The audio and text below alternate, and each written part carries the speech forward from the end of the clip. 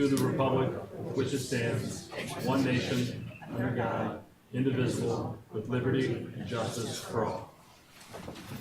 Erica would be proud of that.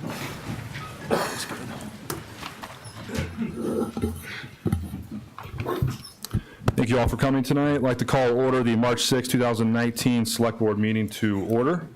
We have one change tonight in public hearings. The second one, the HEC public hearing for, that's 25 Westerwick, is going to be moved. And that's all I have for changes. Libby? Thank you. This meeting is being video and audio recorded. The NRTA is hosting a prize contest for Riding the Wave, March 11th through 29th. Oh, you're here. Sorry. Never mind. Good evening, Paula Leary, NRTA Administrator, and I'm here to announce a contest that the NRTA will be holding. It's part of our overall marketing effort to specifically target year-round residents, increase awareness and ridership of the Waves year-round service. It will be held the week of March 11th through the 29th. The contest is designed to show appreciation to our riders and provide incentives for new riders. The winner will be announced the week of April 8th, and we've received over $1,000 in prizes donated by local businesses. So the contest, to be eligible to win, you must ride the bus. You have to complete 9 tasks and fill out the official contest form online. The contest includes some historical and current questions about the NRTA, and you'll need to find things on the buses and on the route.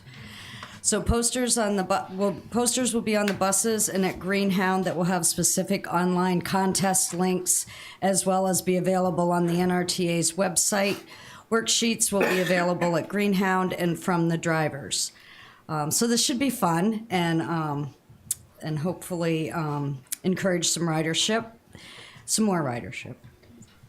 But I would like to recognize and thank the generosity of our businesses that have donated for this contest. Annie's Whole Foods, Nantucket Pharmacy, Daria Salon and Spa, Cisco Brewery, Keepers, Highline Cruises, the Inquirer and Mirror, Nantucket Pharmacy, Nantucket Whaling Museum, Steamship Authority, the Stop and Shop, and Stubbies, and we may have more that will be coming in. So look for the contest information over the weekend, and good luck.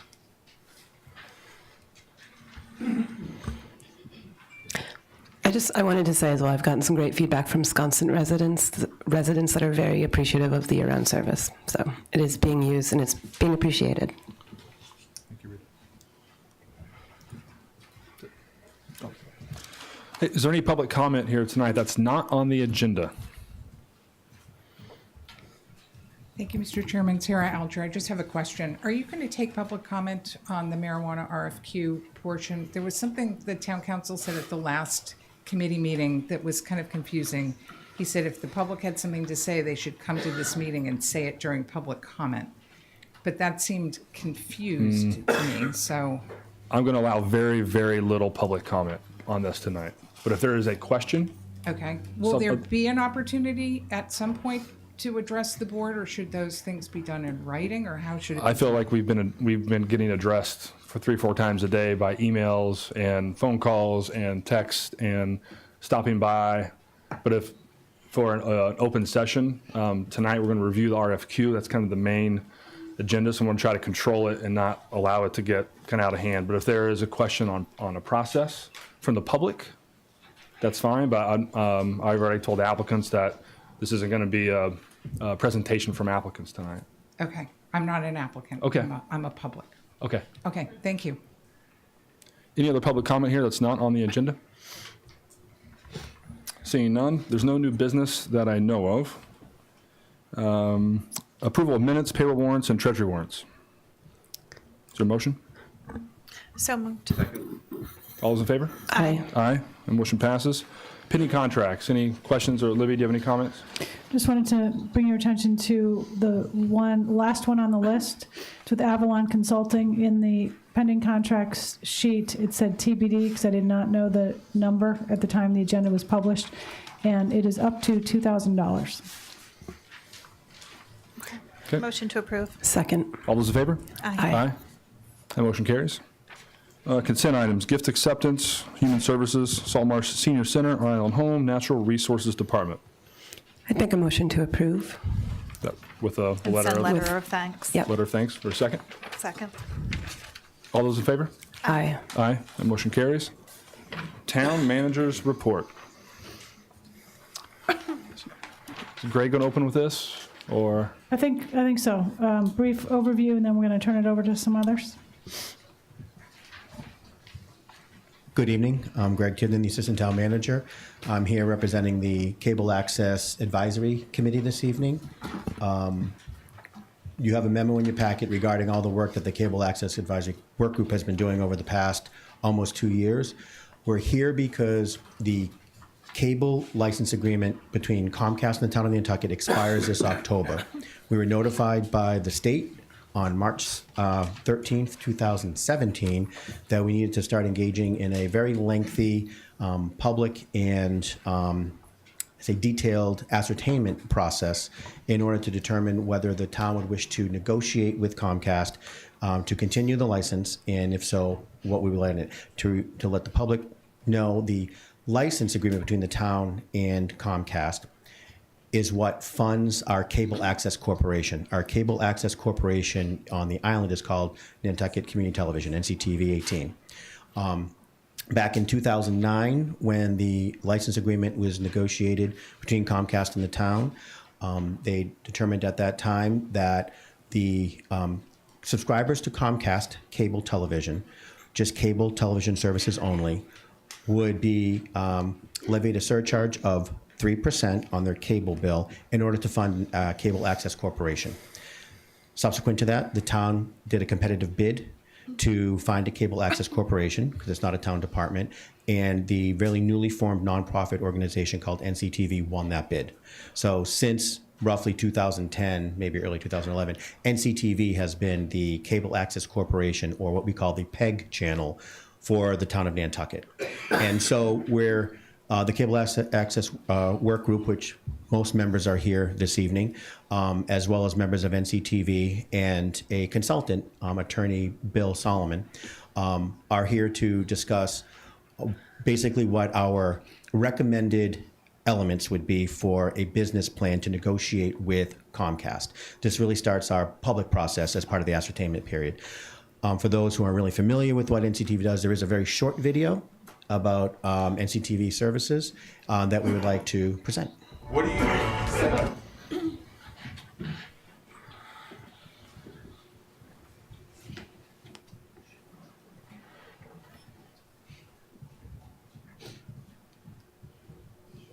What do you think of NCTV? I think it's an awesome asset to the island. I love that it exists. I feel like a lot of things around here are not really for the local population, but I think that NCTV is. Here's what I think. I think it's great for the community. I think it's a fantastic opportunity for people to have access to broadcast quality equipment for the price of admission. All you have to do is join. You mind if I show you something? I don't know. Let's see. All right, good luck.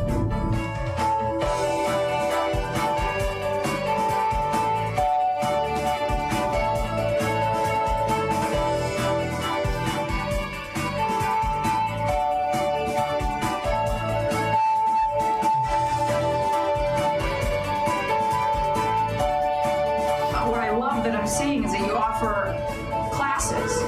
It actually sounds really fun.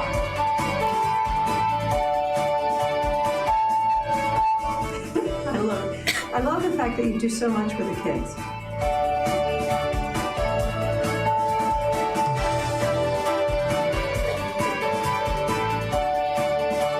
$371 in 1 year. Exceptional.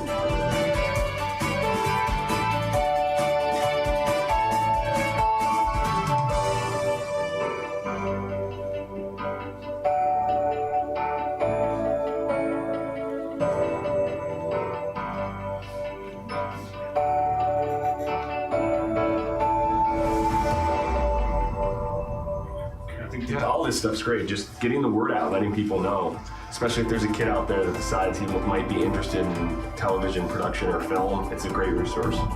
So do you know that we exist because of Comcast's franchise fee, which is currently 3%? Other communities in New England, in particular Martha's Vineyard, is 5%. Why do we only get 3? Right. So we want to match. We want to match that. The franchise fee would increase by 2%, which equals to about $1 to $3 a month. Tell me the benefits that would come along with a 2% increase. We asked the people of Nantucket how we should grow our services, and the majority would like to see a local program focusing on news and current events.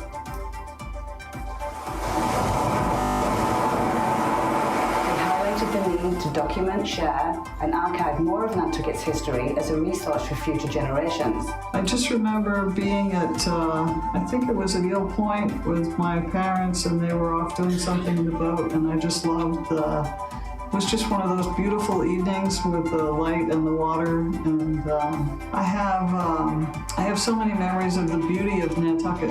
They would like us to offer more diverse and advanced classes to students and hands-on training for media arts. Another request was to create unique Nantucket programming and documentaries. What game would you rather win? Would you rather win the Super Bowl? Would you rather go 11-0? Or would you rather beat the Vineyard? Guess what the answer is, though? It's beat the Vineyard. We're gambling this week, and we're going to gamble and win, brothers. We're bringing it WFO on 3. 1, 2, 3! If the town agrees to the 2% increase and they are able to negotiate successfully a new contract with Comcast, it would enable us to deliver what Nantucketers want from NCTV. And all of that money then comes back here. I mean, it's less than a cup of coffee, which people get sometimes 2 a day. I think that's more than fair. Look, if the Vineyard can do it, we can do it. You know, that increase is minimal, and I think the rewards are great. And people need to take it seriously because it's important.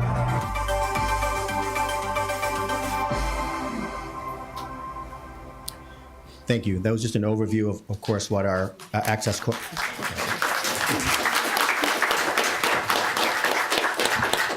Oh, thank you very much. Thank you. It's an overview of what the Access Corporation provides to the island, and it's very hard to separate that our PEG channel, our public, educational, and government channel, which belongs to the community, is also NCTV. They're separate, but they're the same. And so it's really hard to make that distinction.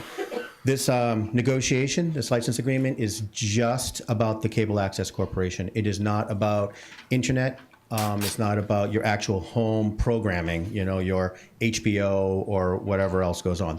It's very strict. It's regulated by law about what we can do, and also, as the video pointed out, we did a survey as part of the assertion period. You probably all received it many times. It was in our tax bills. We handed it out at town meeting. We've handed it out here at a select board meeting. We've pushed it out on social media. It's been on our website, and we've actually had a pretty good response. In your packets, our summary of the survey. The survey also reviews Comcast service in general, how pleased or displeased the public is with Comcast, and those are the type of data that we bring to the table when we sit with Comcast. We have NCTV here. We have the executive director, if she wants to say anything, just about the services, about the process that we've been doing, to keep it very brief. Hello, I'm Lisa Guerra, Executive Director of Nantucket Community Television, and I just want to say a few words and thank you all for listening. We opened our doors in May 2011 with only one staff member. During that time, we covered a few government meetings each week, but in 2018, we've actually tripled that number in government meetings. With the increase in funding, we're going to be able to grow that number even more. For the first 3 years, we didn't offer any educational classes. Starting in 2014, we built on the success of our first class, and in 2018, we taught 240 students of all ages. For 6 months each year, we've been teaching dozens of Nantucket High School students in two of our most popular classes, Teen View and Whaler Media. These programs in particular have given our teens hands-on learning for all aspects of filmmaking. They are equipped. These kids are equipped with valuable experiences that set them apart in their college application process. There is no other place on island that can teach these kids these skills. With the increase in funding, we would like to expand our educational opportunities for the island youth, starting with an intro class to the 8th graders. And furthermore, we hope to offer more experienced students advanced classes to dive deeper into their skill set. We are a non-profit, and for that reason, we make an extra effort to collaborate with other island non-profits. For example, we created a suicide prevention video for Fairwinds that broadcasted vital information to all viewers of ways for they can reach out in cases of need. And we've also taught several non-profits, staff members, how to create their own videos so they can spread their message independently. And in the past few years, we've increased the number of non-profit work, and we feel that this approach creates a real good positive impact to the community. And with increased funding, we're going to be able to help more non-profits to achieve their goals to broaden their reach. Since the beginning, we've always been underfunded compared to the majority of local access channels in the Commonwealth. And I understand that 10 years ago, when the original licence was negotiated, 3% funding seemed like the right thing to do then. Because there was no NCTV to demonstrate what was possible. So fast forward to today, there's not one part of our island that's impacted by what we do. Our original content, our government coverage, our special events, classes, our accessible equipment, and our staff expertise bring big city resources to a small island. As a term and documents identifies, with a detailed plan that how we want to grow, our goal is to achieve and to inspire the Nantucket community to explore their ideas and share their voices and learn more about their community. And as you can see by the survey results that you have, and all the letters of support that have come in, and with everybody that's come in tonight to support us, I hope these guys believe in us, and I just hope you guys do too. So thank you. Thank you, Lisa. I also want to point out that. Thank you. It happens to me all the time. We had a public information session this evening, of which about 36 members of the public, in addition to members of NCTV and our advisory board, attended. It lasted for over an hour to discuss PEG access, services, but also Comcast in general. And we really start our discussions with Comcast tomorrow. So I want to open up and see if you have any questions. What we're basically looking from you guys is we have a draft business plan in your packet that has a capital plan that is about roughly $940,000 in asks to Comcast that range in new equipment to cable, fiber, a bunch of different things, as well as increasing from 3% to 5%. Yeah, I think if the board has any questions, we have Bill here to answer any, whether it's legalities or process. Matt, do you have any? I'm sorry. Oh, go ahead. I thought you said. I was going to say I have no questions. I thought the business plan was very well laid out. I thought the requests were clear, and I don't have any questions. I thought it was very well done. Yeah, my only comment is I'd love the internet to be included. Right. Because we have a huge issue with that peak summer, and it drops a lot of phones. It drops a lot of.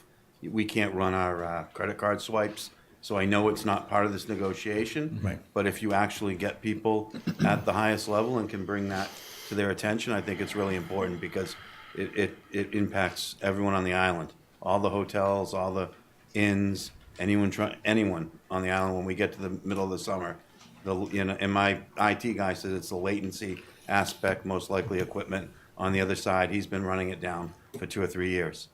So hopefully, if you get their ear, So on the advice of council, Select Board Member Fee had brought that up earlier. On the advice of council, we're going to come to the board and ask if we can actually bring Comcast Internet here, kind of use our voices, because there's very little we can do with the cable access. We're going to bring it up, of course, and just say we're not very satisfied, but it's not part of the negotiations. There's no element in there. But we'll be coming forward and see if we can get them here and really voice our concerns. I think we should ask for 6%. I think the cost of living on Nantucket is that much higher that we should be higher than those towns on the Cape. We're limited, actually. We can't. It's capped. 5 is the max. Yeah, we're capped. And that's why most communities, and Attorney Solomon and our work group, we just looked at all the communities, and 5% is pretty common now. Yeah. Not just the vineyard. Is that a motion, Don? No, not if we're limited. Dawn's going to contribute 1%. No. I will on my bill. I just had a couple things to say. One is it's the most clapping I've ever heard on a Wednesday night here. So I think every meeting we should start with TV 18 and Greg. Yeah. I think we're looking to take what's going really well and extending it. And it's two parts in TV 18. It's access and transparency. No matter if you're an elder or you're a student, you have access to equipment that you would never be able to probably buy on your own, right? So it's classes. So the access part's really big for me, for being 30 miles out to sea in general. And the transparency part is that the governmental meetings is really important, and we want to do more of those. And so that's why we're asking a lot for the capital, which makes sense. Mm-hmm. So to me, it's access and transparency and extending it. More classes, more education. And I think Lisa said there's nowhere else on the island where students can learn these skills and maybe go into them at a professional level. So I like the business plan. I think we should. We're starting negotiations as at 10:30 tomorrow. You start tomorrow. Yes, 10:30 here in this room.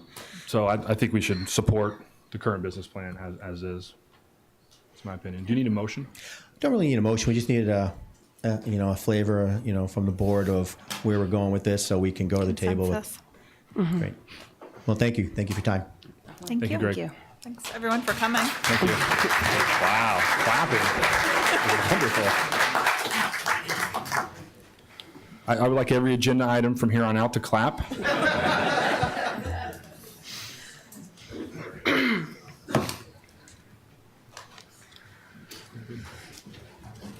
The next item relates to a presentation we're going to have from our friend from the state, Seth Pickering. He is the Green Communities Director. Lauren is going to give him an introduction. This is a designation that we've been working on for a while now. Lauren, specifically. Yes. Maybe we'll give a minute. Yeah, maybe we'll wait 1 second.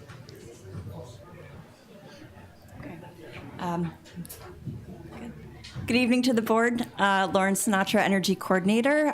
Tonight I've invited Seth Pickering, the Southeast Regional Coordinator for the Green Communities Division, to give the selectmen an overview of the Green Communities Grant and Designation Program, which is an opportunity that the Energy Office has been exploring since as early as 2012.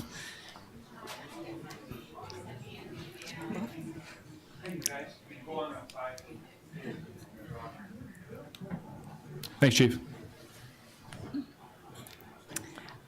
Go ahead, Lauren. Sure. I believe that the town of Nantucket is in a good position to consider green community status by the early fall of this year, especially if the 2 citizens warrant articles regarding stretch code and the solar overlay district are approved at this annual town meeting. So there's 3 other criterion that are required, 5 criteria in total in order to meet this designation. Which really opens up the possibility of substantial grant money to the town for renewable energy and energy efficiency programs, and to demonstrate publicly our commitment to cleaner energy goals and sustainability in general. So with that, I introduce Seth Pickering, and I'm happy to answer any questions. So thank you.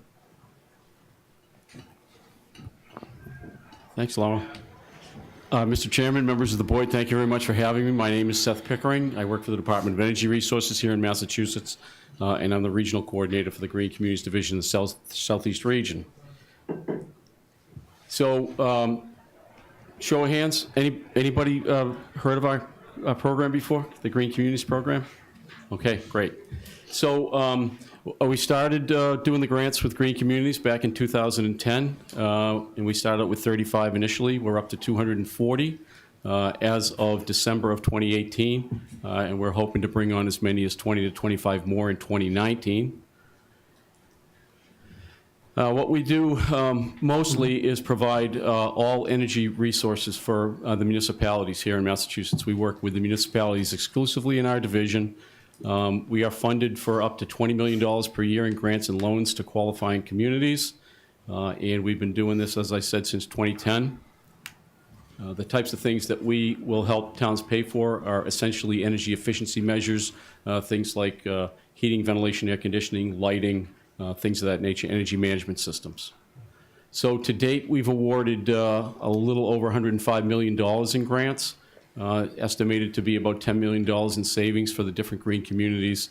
And we've completed 270 grants to date, with more in the recent past with the closeout of a number of grants that have just been completed.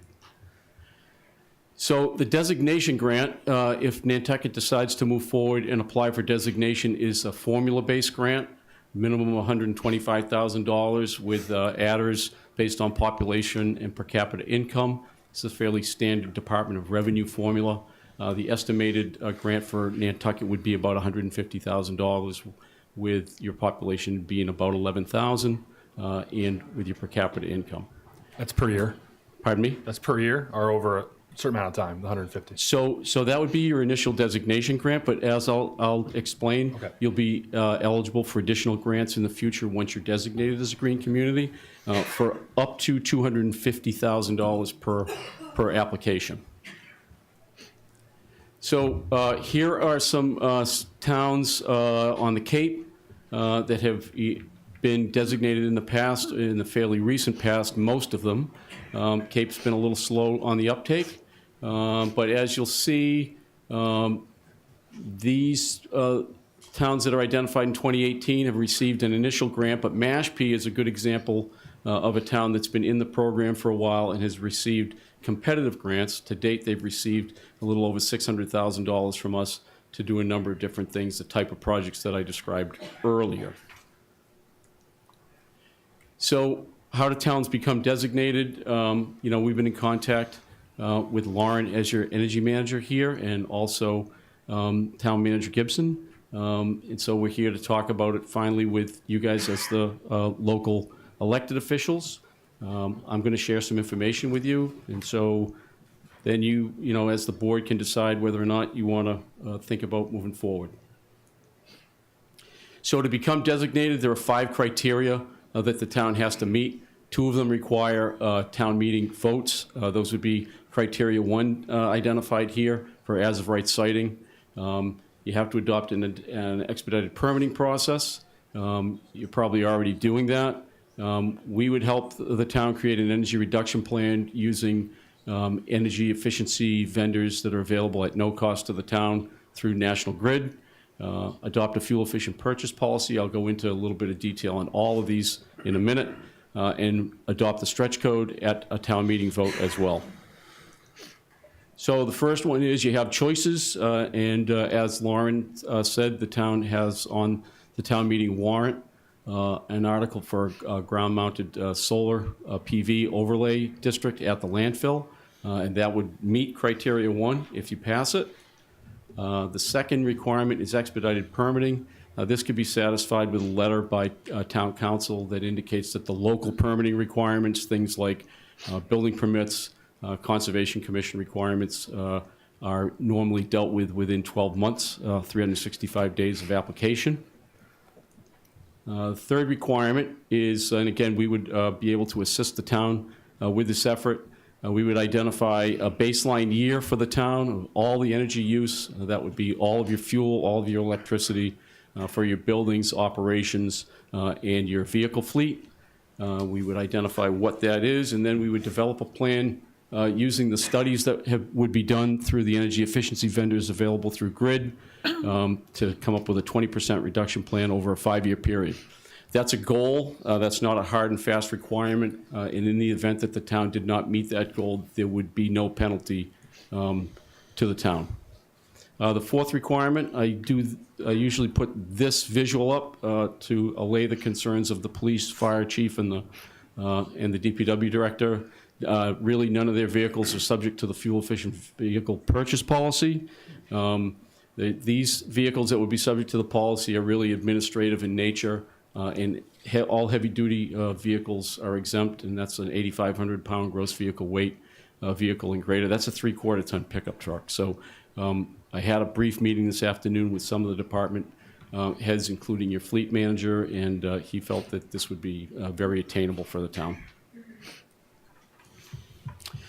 The last one is to vote to adopt the stretch code, which is a slightly more energy efficient building code here in town. It is only applicable to new residential construction and potential commercial, industrial, heavy energy users, which would be things like supermarkets and laboratories, and the commercial buildings over 100,000 square feet. Most of those are not things that are going to be built on Nantucket anyway. So the stretch code by far has been the biggest issue for towns coming into green communities in my region. My region stretches about from where you can see Hingham over towards the Plainville-Rentham area and everything south and east of there, including the Cape and the Islands. So you can see I still get a target-rich environment for the stretch code. So we're gonna keep moving forward. But 250 out of the 351 municipalities in Massachusetts are currently in stretch code communities. It's almost 79% of the population. So it is at this point by far the majority and not the minority of the building code here in Massachusetts. So again, the stretch code only applies to new residential construction and certain new commercial construction. Additions, renovations, and repairs are exempt from the stretch code. And so if you pass the stretch code tomorrow, the requirements for additions, renovations, and repairs on Nantucket would be the exact same thing as they are today. Just a question while we're on this. Sure. Is there a chance that the stretch code will change? And the reason I'm asking is we have a lot of historic homes that would have a hard time complying with that. I've renovated a couple myself and done them very energy efficiently, but they wouldn't apply. So if it changes and does that, that could hurt our. There's no foreseeable change to the stretch code in terms of the applicability that we were just looking at. Okay. So additions, renovations, and repairs, it's not anticipated that the stretch code would be required for those in the future. Would a historic home be exempt even in the future if they tried to change it? Yeah, so because I know certain building codes don't apply. So previously, the previous version of the stretch code did apply to renovations, additions, and repairs, but historic structures have been exempt from the stretch code since it was first actually brought into play. Great. Sorry, can I just ask a question as well about stretch code? Sure. Do you know roughly what the percentage is in energy reduction when stretch code is applied to new houses? Compared to a base code home? Yeah. It's about 11 to 12% more energy efficient in total. Okay. Yep. And I'll get into that a little bit in a minute. So, Can I ask one? Sure. One more thing on that. Do we have the professionals on island that can do the necessary modeling for the permitting of this and the inspection of this? So it's my understanding that you currently do. At one point, that was a concern that there may not be enough HERS raters on the island, but it's my understanding that now there are at least 3 that are available. Thank you. Some of the requirements of the base code technically require a HERS rater to do some of the testing anyway, the blower door test and the duct testing as well. So to explain the differences between the code briefly, and I'll run through this quickly. Back in December of 2017, there was a new base energy code and a new stretch code that were adopted in Massachusetts. The current base code allows builders to do 2 different options for residential or commercial new construction. They can either do what's called prescriptive, where you basically do things off a checklist and you identify that you did things, but you don't do as much testing, or you can do the performance-based, which is essentially the stretch code, with pre- and post-construction energy modeling and inspections during construction and after construction that are done by a HERS rater. So the basic differences between the code are the removal of the prescriptive path. You do the performance path. The HERS rater submits with the building permit application an energy model, and the home is modeled for what's called a HERS rating of 55 or less, and I'll get into that in a little bit. So the cost to perform the modeling required by the stretch code can be covered in part, if not in full, by utility incentives as well. So why do you want to test performance? Because basically prescriptive codes don't guarantee good insulation or tightness, or that the thermal insulation is effective. Small air gaps can affect your insulation values by 50% or more. And the HERS rater is a certified third-party verification of the quality of your home. So this is the HERS process. They review the building plans with a computer energy model. They assist with the construction process with inspections. They do a final blower door test, and they finalize the energy model and verify the performance of the home with the occupancy permit requests. So what is a HERS rating? So it's basically a measurement of how efficient the home is, and it's based off of the things that you can see here on the slide. We use the scale here. It's a linear scale. So back in 2006, the code requirement for a standard home was 100. The HERS rating that's required now for a stretch code home is a 55. That basically identifies the house as being 45% more efficient than the reference home from back in 2006. So, trying to be conscious of the fact that not everybody's here to listen to me talk tonight. So that's the end of my presentation. My contact information is here. I'd be glad to answer any questions that anybody might have either now or later on as follow-up. Again, just consider the fact that we're up to 240 green communities here in Massachusetts. And so we would really love to have Nantucket as one of our towns. Any questions from the board? Comments?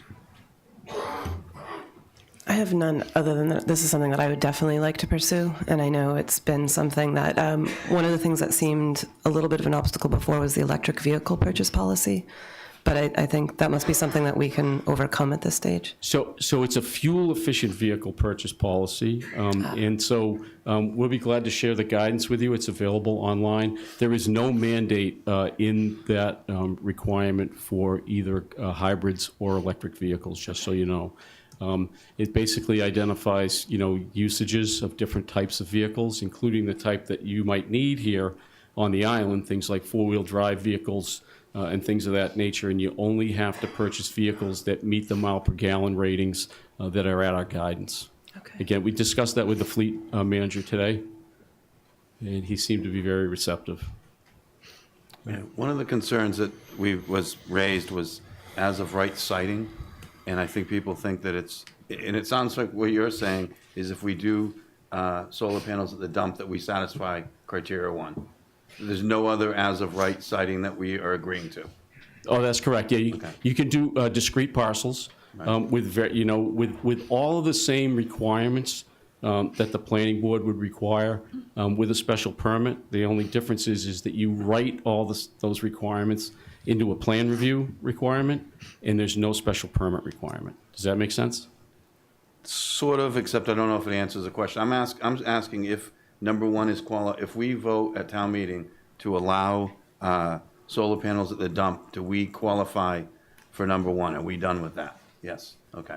That's what I want to know. Right. I want to make sure, because there's some misconception that it means that we're going to be allowing these everywhere, no. Everywhere, and yeah, we have historic aspects that we have to protect. The town can designate appropriate overlay districts in discrete parcels.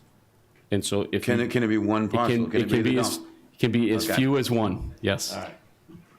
I had one question on the map. The Cape and Islands are slow to adopt all of this. Are we just once you get over the bridge, we get stingy, or it's been I'm not going to kid you. It's been the stretch code. Yep. So there's my region. But why the Cape and Islands versus other places for the stretch code? What's the difference? Well, it's been pretty tough for me in Bristol County and southern Plymouth County as well. Okay. I'm from around here. I grew up in Middleborough, went to the Maritime Academy. This part of the state, change is not always, I didn't know if it was like historic buildings or if it was something easy. that... So, no, it really hasn't been that. It's been the stretch code and basically the fact that it's different. Okay. And Bobby's got his hand up if you're taking public comments. Oh, yeah. If you're taking public comment, I just have a couple questions. Yep. I know you love this topic. I have a couple questions about the stretch code, and that has been the issue and what it's going to do to cost of building. And before, if I understand you correctly, they've now removed additions and renovations from it because that was the big hurdle for us. But my question is, there's two. One is, because of the cost of building here, when we get to a certain level, it triggers what's considered no longer a renovation by code. Does that mean then we have to bring everything up to the stretch code? The applicability of the stretch code to whatever you may be concerned about lies with your building inspector. Yeah. So these are the things we're going to have to get clarified before we go to town meeting. The second is, we have an historic district downtown where there's certain requirements, single mullion windows happen to be one of them. We do new construction in that district. So how do we handle that with a stretch code when you're saying new construction needs to be brought to code because you can't get a single mullion window that meets the stretch code? So I'll be glad to come back and do public outreach on the stretch code with somebody that can probably speak more directly to your I think more questions. it would be Lauren knows the building. Sorry, Lauren. The association on a Wednesday. Sure. These are the questions these guys are all going to want to know. Sure, and we'll be glad to come back and talk about those. Like I said, I was given 15 minutes for tonight, and I want to be respectful of that. But be glad to come back, bring a consultant who can speak to any of the concerns that you may have, so that I'm not up here wasting everybody's time and I think it's time probably, provided that we can make it work. A lot of the things that he showed already, like the HERS rating, the blower door test, we do that all now anyway. It's part of the code. So most of this is already incorporated into new construction. So if we can figure out how to deal with the historic district and the renovations, I think, the big issue originally was the additional cost to the building and the fact that we didn't have enough inspectors to do it. So. Thank you, Bobby. And so, I think we can address your historical questions. I mean, if you take a look at the map, see some of the towns that are in the mix. You have Concord, Lexington, Cambridge, a lot of other historic districts that are in towns that are doing this and have been doing this for a long time. So I think we can get to yes on that. Well, if there's a way to get you back to answer some of these questions before town meeting to all the builders, if there's a way to do that, Lauren. Yeah, that might be. I think we're going to... just very quickly, we've been engaging with the Nantucket Builders Association specifically for at least 2 years on this. Mm-hmm. And at last month's meeting, we actually invited the new building commissioner, Paul Murphy, to speak on this. He has a lot of experience from his past work in the town of Dartmouth, which is a stretch code community. And we had a meeting about how to deal with those specific new construction projects in historic districts. Those are unique case studies. And both the HERS rater, Paul Murphy, and a local builder all agreed that there shouldn't be an issue, and we will approach this reasonably for Nantucket. So I'm not deterred anymore. In the past, the concern were the existing structures, the historic homes, and the lack of raters. But at this point, all of those hurdles have been overcome. So I feel confident in stretch code going forward. And did he address renovations at that meeting?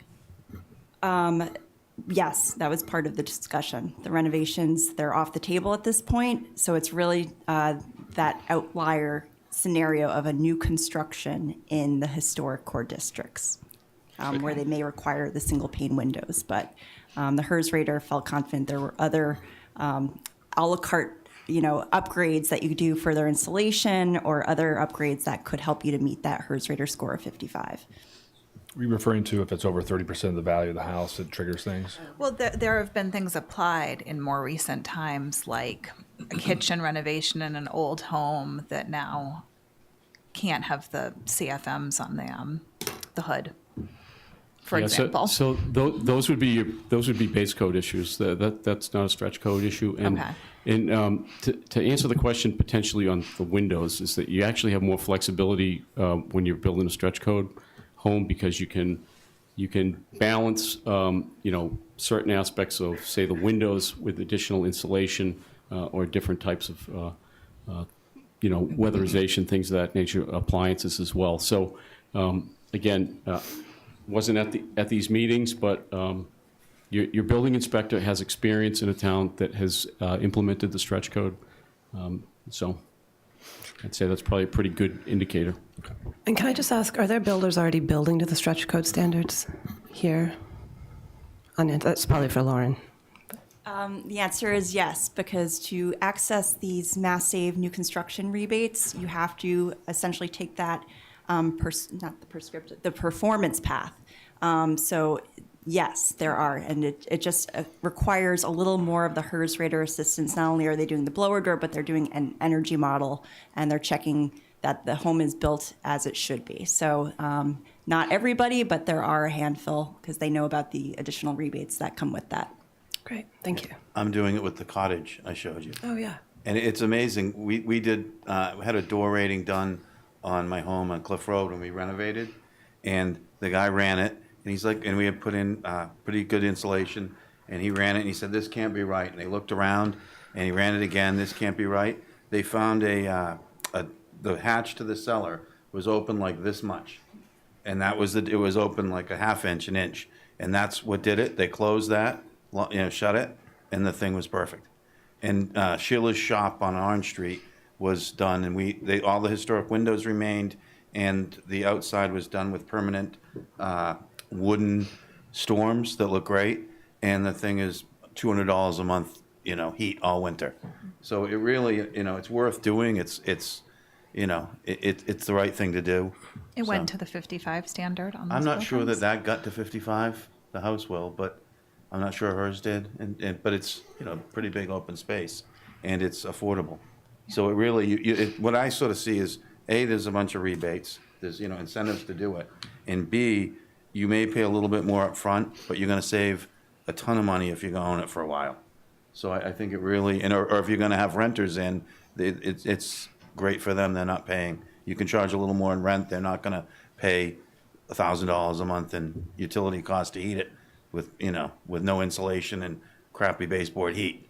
So it really, I think it's a good thing. And when you've got Bobby saying there's only one thing to overcome, I think it's time to do it. So. Thank you very much. Thank you. Thank you. Thank you, Seth.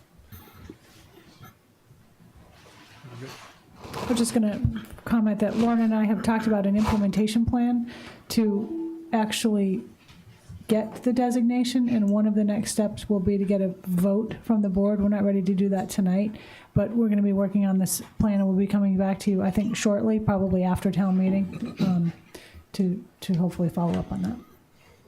I think you have the support.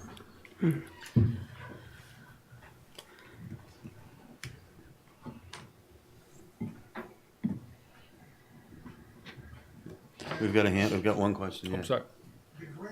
You've got to come to the mic. Well, the people watching you want to hear the words of wisdom.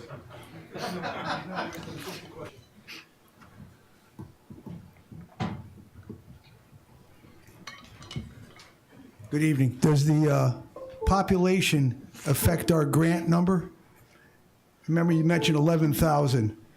It just seems like there's more than 11,000 people on the island, but maybe that's an old statistic, that's all.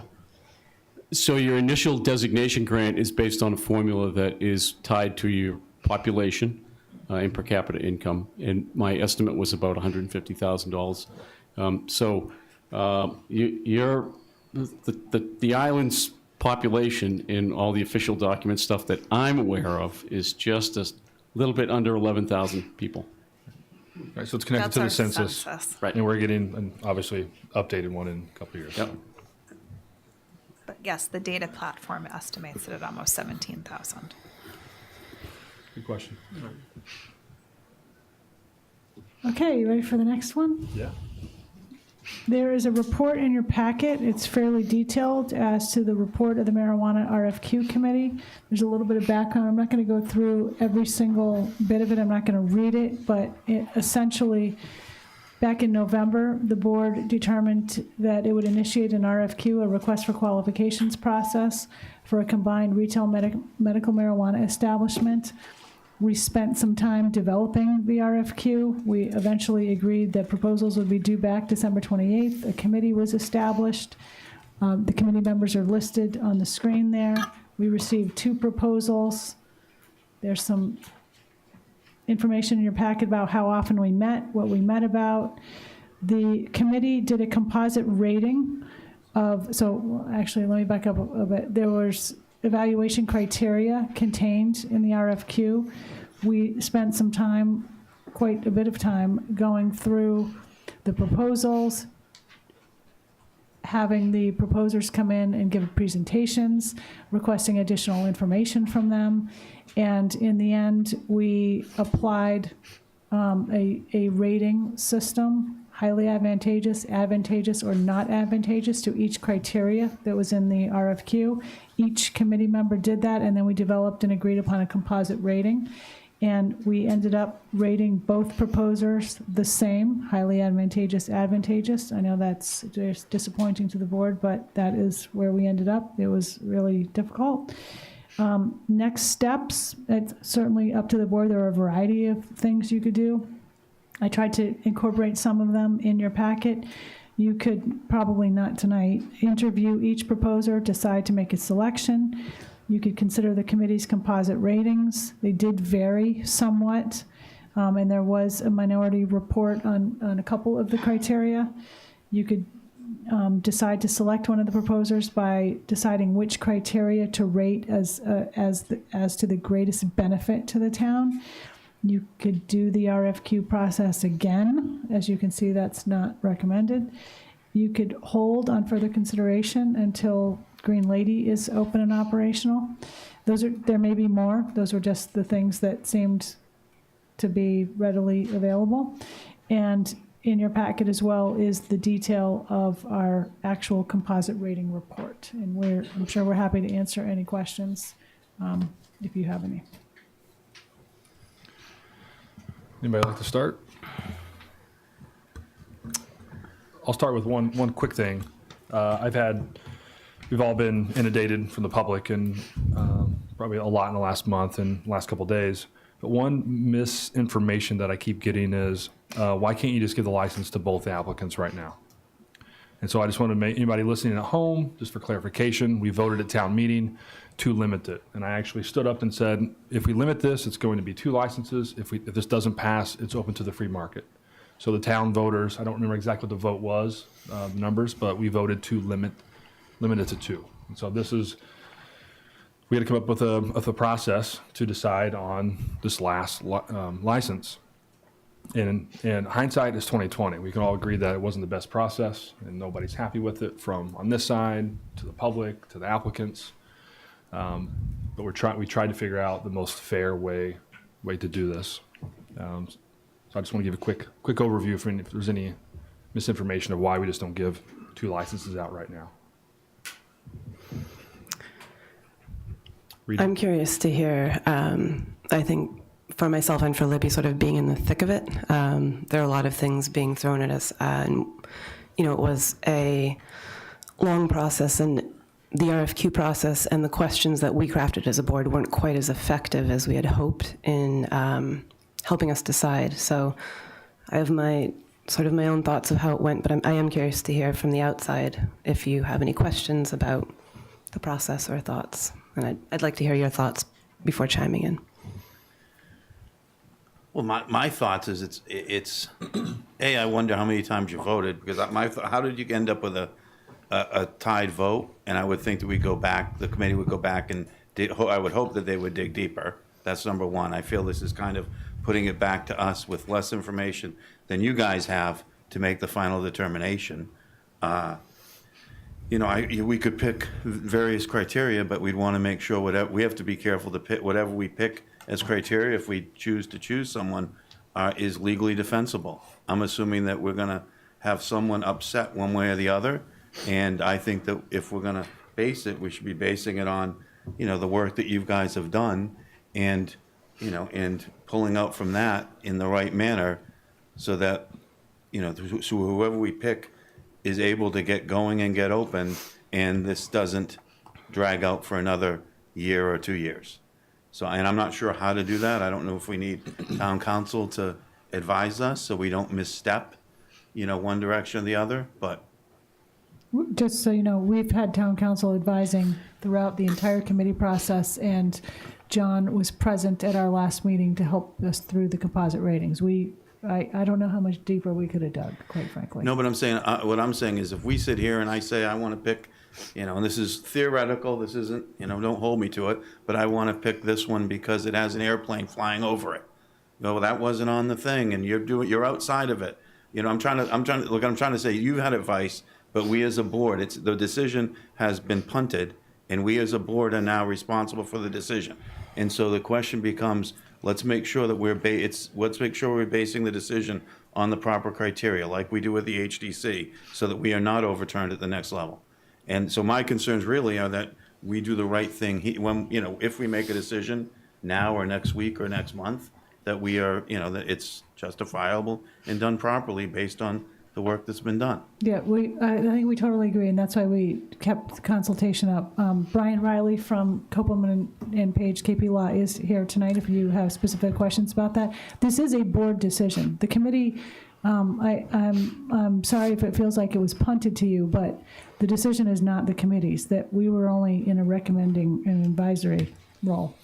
And also, just quickly to respond to sort of one of the first things that you said, the digging deeper. We voted once, and I think what we really hit a wall was when we dug deeper, we agreed on most of the things that were points of fact and how we rated them, but when we dug deeper, the ones where we didn't have consensus were ones that are really judgment calls. So there wasn't going to be a shifting of a position because it came down to how someone viewed one side as opposed to saying, it's a number or it's a fact. And I think that's where, through this process, again, really to reiterate what Libby said, is that the committee really stuck within the bounds, tried our best to stick within the bounds of what the RFQ was asking, but that it's the role of this board to then interpret that into what was the intention of the questions that we asked.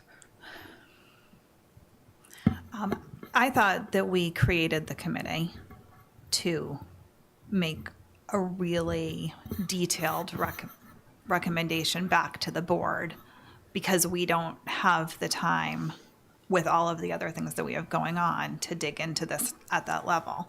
I think there's a fundamental problem because the committee was 7 people and only 6 people ultimately followed the process through. So I think we needed to fill that spot before the decision was made is what it comes down to as to why it was a tie. And I think that maybe we needed to expand on what else needed to be reviewed. I mean, I had some thoughts on, I know neither one could go through the planning board process, but having a basic review of the different sites could be extremely helpful in terms of weighing who has better parking, who has better access, all of those really specific details that the planning board looks at and that the planning board staff usually makes recommendations to their boards site by site, that could be helpful. A question on that? I assume that was one of our criteria, and we almost made it 2 parts of the criteria. I assumed that was looked at. Was that looked at and voted on? As in who had the better parking plan and yeah. And I think with the parking and the traffic management, it came out both as highly advantageous. So I don't think that you actually had a layout like you would have had at a planning board meeting for a site plan review. And I feel like maybe that criteria could be helpful. If it is punted back to us and we're not going to reopen it and add a 7th member, which is a possibility, I need something really specific in terms of how I'm going to make a decision because I know all of the people involved in both of these groups and I'm being lobbied left and right. And I feel like I'm in an incredibly unfair position. I think I'm not sure that the 7th person would make as much of a difference when we've got 3 different. It's not a choice or a B choice because we've got highly advantageous, and not advantageous. I'm not sure that the 7th would make as much of a difference. I do think, and again, this is in retrospect, that what you're talking about as regards an analysis of the specifics, the way the planning board would do, I think it could be reviewed, the applications could be reviewed and a summary recommendation based on those numbers from Public Safety, Department of Health, and Planning, and that wouldn't have needed necessarily all 7 members. That really is a professional analysis of the difference between the two. And I don't know that it's too late for that. That could be something that we could request. That might be another way to move forward. I wasn't suggesting necessarily both, but.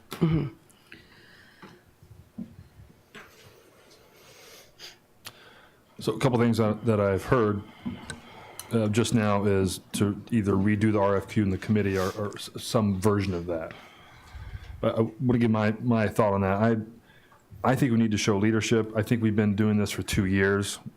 I think we can make a decision in 2 weeks or 3 weeks when we have the same board that's been working on this for 2 years. If we wait till April or May or next fall, there's other complications, but you have a new board. You don't want to make a quick decision just because you're going to need a new board. But this has been so complicated and so detailed. We've had the same 5 people reviewing this from the beginning. So I'm not afraid to show leadership and make a decision on the 20th of this month or the 27th. Is there something else that we can have in those 2 or 3 weeks? A review of the RFQ with more details? Is there somewhere in the middle besides going into a whole nother RFQ process with 7 new members and extending it further? I don't want to fast track this, but I also don't want this to go on and on and on. I don't favor a new RFQ because I think part of what we're dealing with is just the way is this process. You know, when you tell people what the questions are and they know what the answers are supposed to be, they're going to hire someone to write the answers properly. It's kind of, you know, so I mean I think that's. I was worried about that when we started it. Yep. And, you know, and so you don't hire someone, they're not doing their job if they don't get you mostly all high advantageouses, so, you know, because it's a piece of paper. So what I'm really kind of interested in is what were the perceptions what were the perceptions within the group? And there's a couple not advantageouses in there. You know, so a couple people felt strongly to give a couple non-advantageous votes. Now, which one? To one of the applicants, and so, you know, so those hold more weight? Should that split the tie? Should the timing of it split the tie? I mean, I'd like to do this sooner rather than later. So, within the framework that's here, is there some criteria in here that could split this tie? Well, I think our initial run through, there was one difference, a one vote difference really between the two. And then it was really the way that we made the determination, the cumulative vote. So, but it depends on how you look at it as minor. I think what the board really got hung up on was the definition of local, and that there was a bit of difference of opinion on what defines local. And the other one is we are in also a little bit of a bind in that in some respects we're comparing apples to oranges because one is an LLC and one is a nonprofit with corporate backing. So when we look at some of the business plans or we look at the RFQ questions through that, it made it a little more difficult. We weren't able to compare apples to apples. So I think that's something that, again, we can, you know, I think the question of local is one that the review committee really couldn't solve, and that's where some of the difference in the vote came from. So that was one of the main non-applicants. Yeah. So if that whole piece was taken out, which one would have won? I think we still would have been. Oh, yeah. I don't think it's a clear. If we took local out of it altogether, it could still. To be honest, I'm not sure, but I'm not sure that had as much of an impact if we didn't have it, but having it had an impact. Okay. I don't want to without reviewing more closely. You don't have to answer that right now, but that's Did both?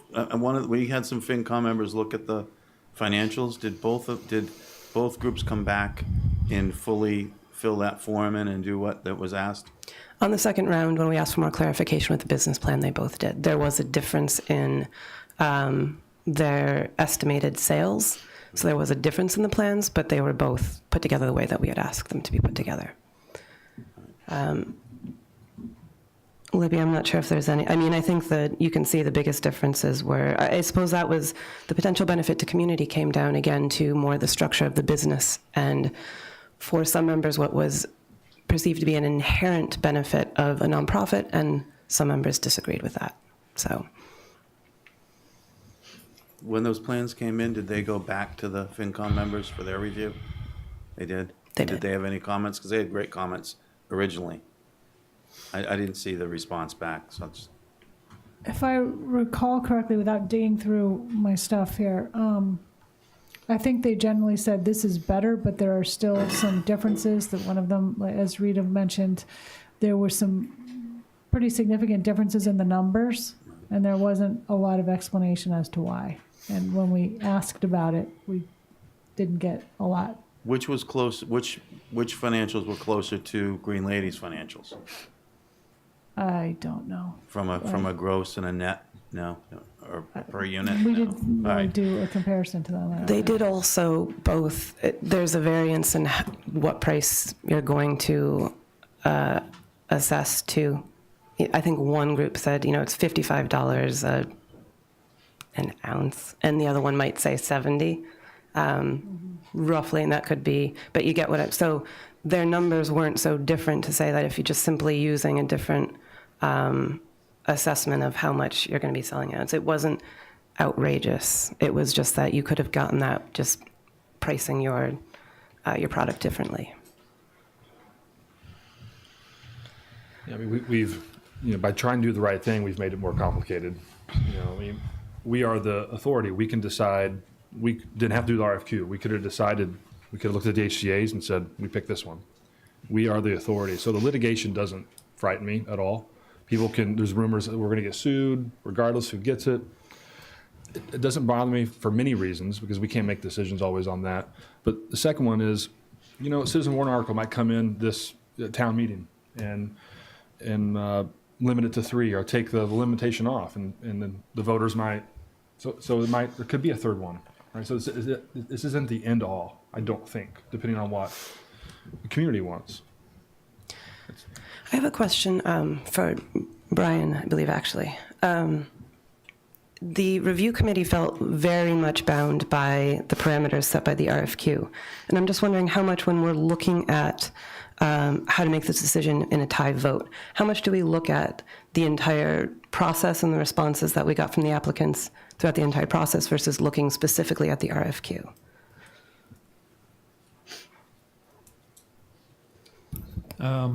I'd say that, don't want to be wishy-washy, but you can really take all or decide which part of it you feel is more important or more compelling. Okay. Again, the RFQ process was supposed to help make a decision, but at the end of the day, the board has the discretion on whether to grant a license to one or the other, or to neither. That makes it very different from, say, the liquor license process, where if you have one available and somebody applies, you have to hold a hearing and say yes or no. That's not the case here. Okay, thank you. Yep. I'm not ready to take the public yet. I want us to continue. If we're done having questions or comments. I feel that there are parts of this RFQ that are discretionary, and I almost feel that, back to what you were saying, Dawn, I almost feel there are parts of it that are, we could have clear answers or a clear assessment side by side, a little more detail, more specifically, and not clouded by someone like me commenting on a parking plan. I think the discretionary ones, I think those can almost be pulled out, and it might be this board asking questions of the applicants based on what is important to us as a board, which again, at the time had to do with being local, or what did local mean, and benefits to the community.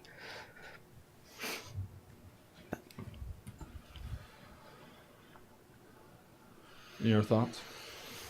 I'm going to allow some comments from the public, but more for questions. But as soon as I feel that someone is going to advocate for one or the other, then we're going to cut it off. But if there's questions about the process, so I got one behind you. David, you can go, or he's coming down. Sorry, David. Please state your name. for the record. Good evening. Eugene, do you have to have a vote? You have to have a vote, I presume. Not tonight, but at No, some but I point, mean yes. eventually. Yes. Now, what's the chances of it being a tie again? We have 5 board members, so it wouldn't be a tie. Can't you have one person maybe drop out, draw lots, and have a 5-person? That's my suggestion. I see what he's saying. He's saying have the committee The committee drop a person. drop a person and do it instead of. If we admin. did that, it would have to be, and as opposed to having highly advantageous, not advantageous, it would have to be, which one do you choose, I think. We'd have to design it. Also, Brian could speak on this, but for legality purposes, I think that the general advice from town council is the RFQ process is closed, really, with the committee's report to the board. If you want to restart it, that's a completely different matter with a different group. Or you could say, thank you very much, the RFQ process didn't work out like we thought. We're going to, this is just an option, we're going to bring both people in someday and make a decision based on what you hear from them and disregard the RFQ process altogether. That's just an option. But revisiting it with a different committee formulation, I think is going to be legally problematic.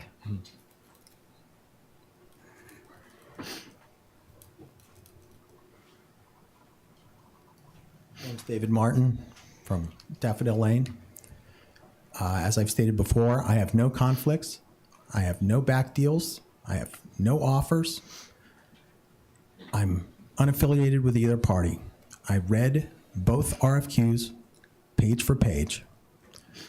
I would first of all like to ask how you take a vote and then one RFQ comes out, one vote ahead, and then it changes to a tie. I'd also like to point out, if you open this up for an RFQ process again, are you then going to have to let the 6 applicants that might apply, or the 14 applicants, or however many decide that they want to get in on this? Are you opening up that can of worms? For meeting the RFQs, I think this is a pretty clear choice. As you know, I'm a patient advocate here. I help coach people on how to use medical marijuana to get the greatest benefit. Part of that is because it helped me to survive cancer treatment. I know that the longer that you wait, the harder it gets for the people that I coach to get the things that they need to make their lives livable and comfortable, or their end of life livable until it ends. I think that we've had a long process, a thoughtful process, and there's been a lot of good dialogue, good RFQ process, but you're the select board, and you have the responsibility to select. Medical marijuana was put in place 7+ years ago. We still don't have an open medical marijuana dispensary here. We need more than one, because we need more choice. The longer that you put this off, the more it affects people. It affects a lot of people. I coach a lot of people here. We need to vote on this. We need it sooner rather than later. Please vote. Thank you. Thank you. Rita, do you have any comments on the first thing you said about It being clear, or? it came out one way and then... Oh, well, I guess actually perhaps Brian can clarify that for us, because that was a question that came up as to why there had been some discussion about doing some sort of a numerical attachment to each of the votes, and we revised against that. Yeah, that's not exactly how it happened as represented. There was an initial committee review that we had. We specifically said, this is not our final voting. We were subsequently advised by town council not to do it exactly the way we had started talking about doing it. And at the subsequent meeting, we had town council there and we followed exactly what it was. So it was this vote ahead, and then the tie was, the vote ahead was not final at all. What We was wrong specifically with, said that. What was wrong with it from a legal standpoint? You had put numbers to it? You're not really supposed to vote individually and then tally up all the numbers. You are supposed to vote individually and then come up with one rating. The committee agrees on the rating. So if everybody said, if we all had said, it's right in the report. If we all said it's highly advantageous, okay, everybody, we've rated it highly advantageous. Everybody said that. Do we all agree the composite rating is highly advantageous? Yes. If it was 3 highly, 3 advantageous, okay, do we all agree that the composite is highly advantageous? Yes, we agree to that. There were a couple of situations where I think there were maybe 5 highly advantageouses, 1 not advantageous. So we said, do we want to make our composite rating highly advantageous? And the minority members was not agreeable with that. So that is not how we did it. Or he wanted to make it clear that his rating was lower, and he was going to provide a minority report. But I don't know, is Henry here? Sanford? I guess Does that answer your question, Matt? Kind of. it's a bit convoluted. I was going to say, this is government. I'm not This isn't like the real trying to world. cover it up in any way. I know. It was convoluted. Well, let me ask the board this, just to give somewhere to start. I looked at the next 3 agenda meetings, and the 20th looks like it's not too packed. What if we put on the 20th? What would we need to have? What other information, and could we have it in time on the 20th to make a decision with a full board? I mean, just, do we need any more information? Do we have presentation 10 minutes each for each applicant? And we ask questions and we make the call? I just want to start somewhere. Is that a terrible idea? Is it? I'm for moving it forward. I do think we have gone through, well, I've gone through a lengthy process, especially, but it has been a lengthy process. We have a lot of information.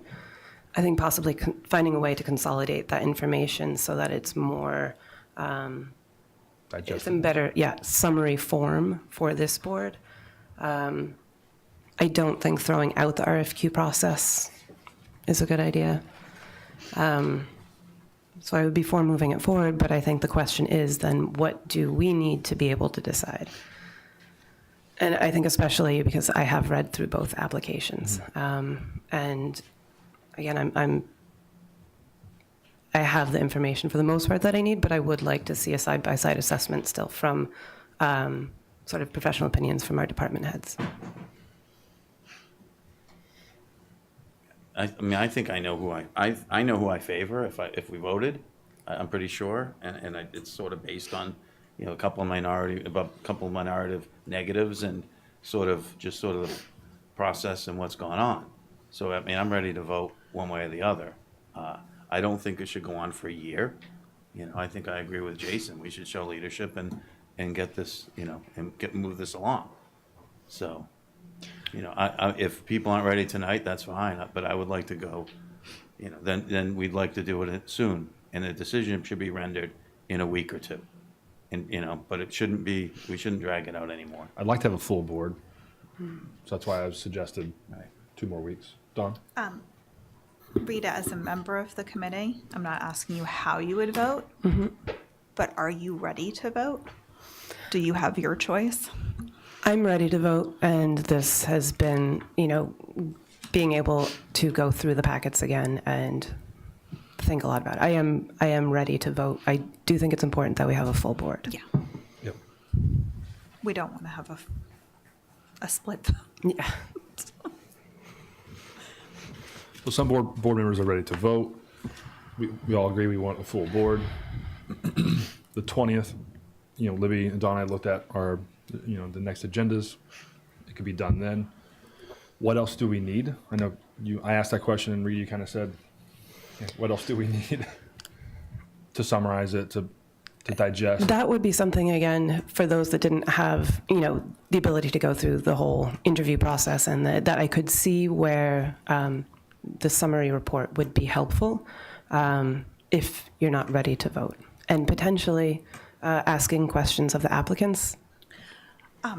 I'd be interested in getting the summary report from professional staff, like you're suggesting, and having an interview, but with each, but very specifically with the one principal, like the CEO of each organization, whatever the actual title is, not their lawyer, not their other representatives, just the person who is ultimately in charge. So, and to clarify, because again, I think with the nonprofit then, so what you're talking about is their executive director of the nonprofit. That would be my suggestion, so that it's not lots of different people representing each organization. What do you think of that, Matt and Rita? I don't think it's necessary myself. I assume that we've all been lobbied, and have you met with everybody? I mean, anyone that calls, I meet with them. I'm assuming that everyone else probably has. So I'm not so sure that we're going to learn anything we don't already know. I think it could end up being a bit of a dog and pony show in front of the camera, but. So you're saying that we don't need to talk to anybody? Not necessarily. I don't feel I do, but if Don does, I'll that's fine. But I just think, again, I think giving the people the opportunity to tell us what they know we want to hear, right? And we know we're going to get a sales pitch. We know what the sales pitches are going to be, and if we have it on one criteria, we'd have to really dig into the, like Don. I think a good suggestion Don made is, look at this, is looking at the sites and really digging into here. What's your plan? Where's your parking? What's your property? All that stuff. Maybe it would be teased out of that, but you can't do that kind of stuff in front of the camera, which is why you put work groups together and have recommendations, because it's like trying to make law at town meeting. It ends up being emotional. It ends up being sort of a political. It ends up being a popularity contest rather than sort of good government. So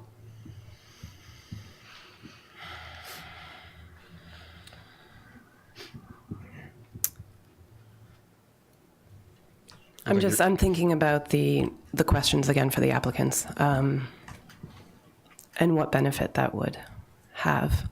And I'm also, I'm not sure how much more we would get out of that, and we'd have to be very specific about our questions. So do we like the 20th of March? Put on the agenda and make a decision? Yes, I do. We've got a couple of the comments if we'll accept them. Yeah, if it's about the process, just not advocating for either side, I won't allow that tonight. Melissa?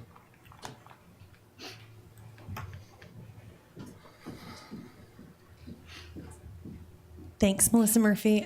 A question about the licenses. So you started off with a comment that we voted at town meeting to limit the licenses to 2. What kind of recourse as a community do we have if at some point we wanted to change that? Go back to town meeting and either limit it to 3 or 4 Okay. or 5, or just remove it. Or just remove the limitation altogether? Right. So it is possible, if you chose to have a special town meeting, that a citizen could put forth a warrant article to remove that this fall. Okay, thanks so much.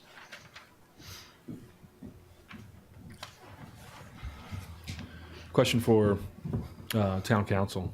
To remove that bylaw, 50%, is it 2/3 vote? It's, if it's in the zoning bylaw, that requires a 2/3 Okay. vote of town meeting. Right, okay. So to clarify that, since we're talking about it. Is that? Yeah, is I that don't zoning? think that was under zoning. Wasn't zoning? No. Yeah. Majority, okay.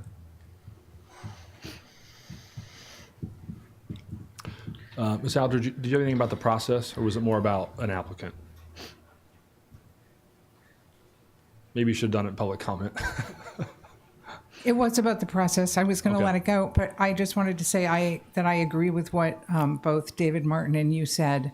I think it makes sense for the board to make a decision. This has been a long process. You've gotten a lot of information. I think it's almost information overload at this point. It's been a long time.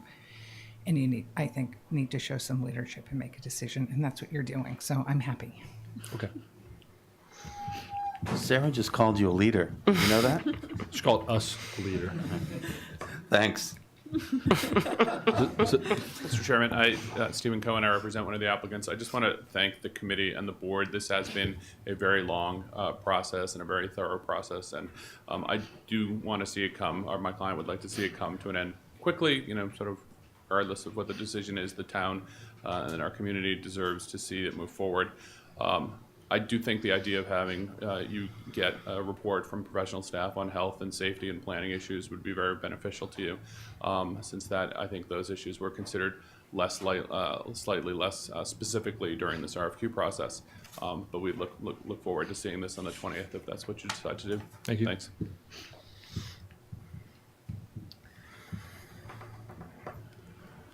Okay, so I guess Libby and Don and I will try to decide what goes in the packet, and we'll have a discussion amongst ourselves.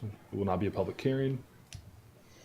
Am I hearing from the 4 members here? Am I hearing that we're not going to open it up? We don't see value in opening it up to the applicants. Okay. Opening up to the applicants for interviews, you're saying, or right in open session. Yeah. Open it up. We're not looking to do that. No, I at this point I don't need anything else. Okay. But it was, again, sort of if anyone else did, I was open to that. But Okay. I don't need. I think Rita, as the rep, should be involved with, if there's anything additional or anything clarified, Mhm. I think Rita needs to be consulted as the, Yeah, and sort I'm- of our rep and stuck in the middle of this thing. And I'm happy. I understand sort of the idea of the summary, so I'm happy to sort of put some notes together about what I think might be helpful.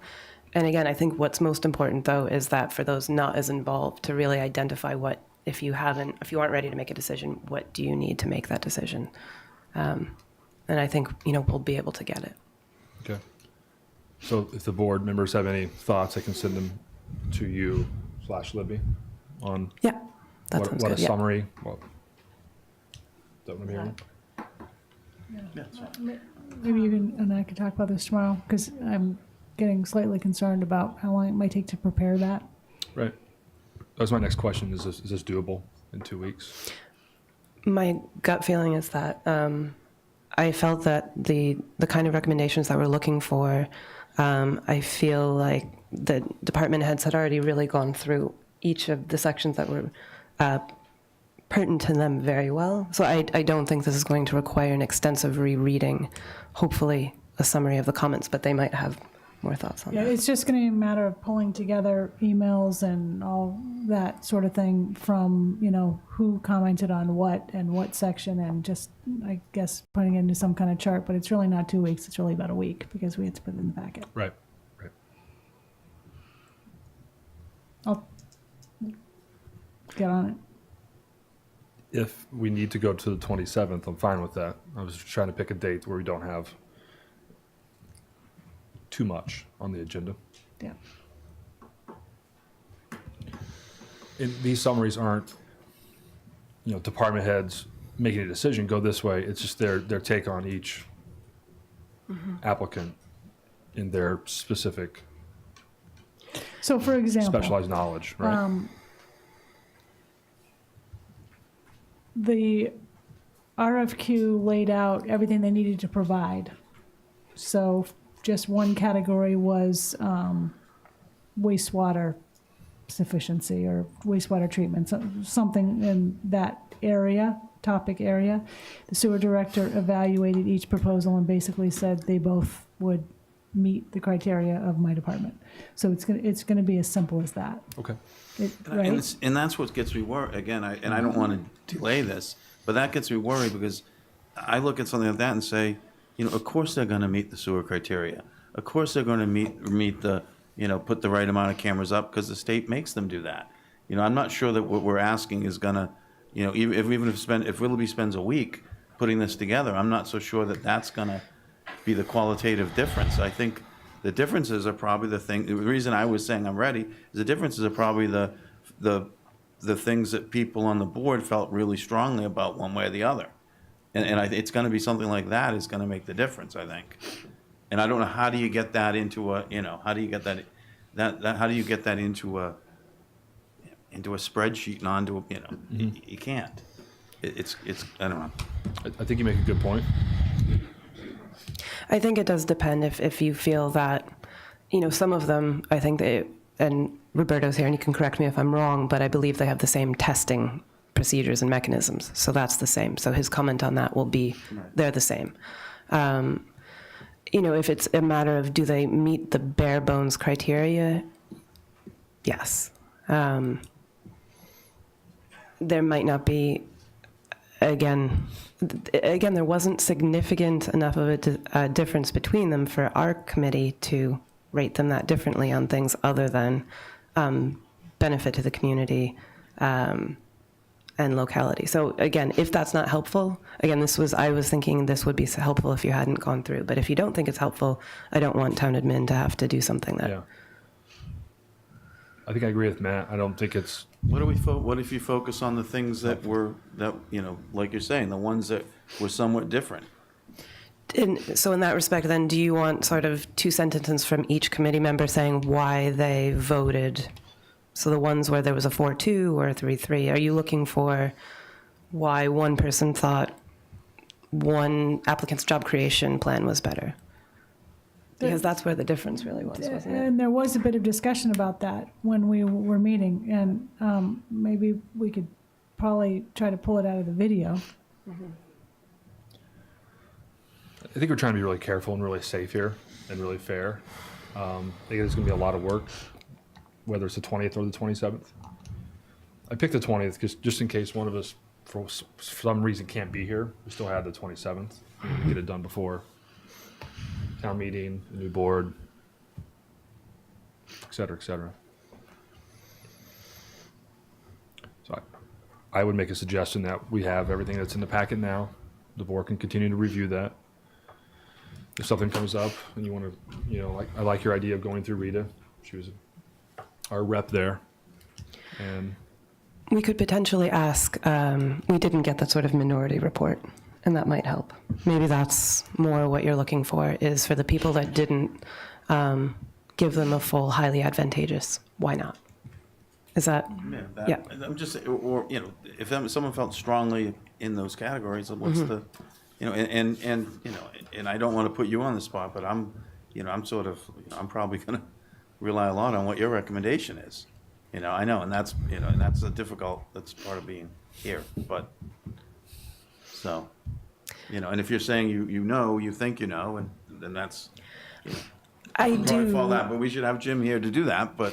We should, and I think, again, I know because I've, particularly in the last 24 hours leading up to this meeting, I've really talked myself through every different scenario and sort of, applied various standards to how I would consider it, because it's not easy. Again, it was very close. I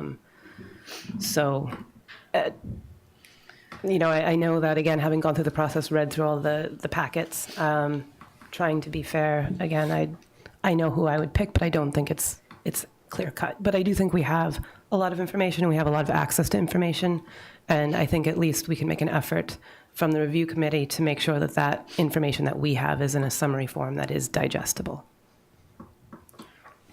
I wanted to address one thing that you said, Dawn, that this is tough in the sense that we know everybody, we know both applicants, it's a small town. But I think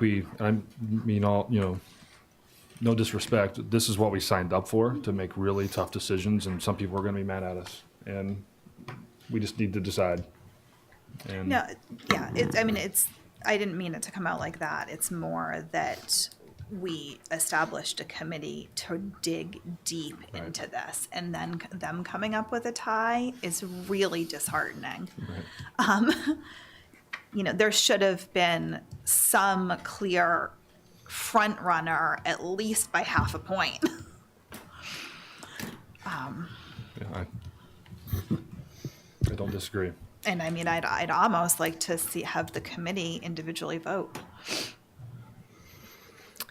You would like to Make see their how they, recommendation. yeah, and I don't know. I know they don't want to do that. Well, it's putting them in a very difficult position, but again, then that's outside of this process. It's outside the process. What we could do, though, I was just glancing over the differences in the composite ratings, And going to Rita's point of the minority report and stuff like that, the areas where there were differences in the committee, like there was a 5 highly advantageous, 1 advantageous, that was the minority one. I mean, we can give you information on where the votes were different, where they weren't unanimous, and just maybe give you a little bit more information than what's in this packet as to why. I think that's kind of satisfies kind of what you're saying, Matt. I think that would, and then we're not wasting time on the things where everyone agreed. And we're not Yeah. making the criteria all the stuff that was agreed on completely. Let's make it the things that were a little bit not, and maybe that'll I'm just trying to find a way to tease out the, something that gets us a majority or gets us 4 people or 5 people, ideally. Right. Am I correct in that there was only 1 not advantageous in the I thought I saw a entire couple. thing? No, there was just 1 not advantageous. I thought I said 2. There was, You- there was 1. But there was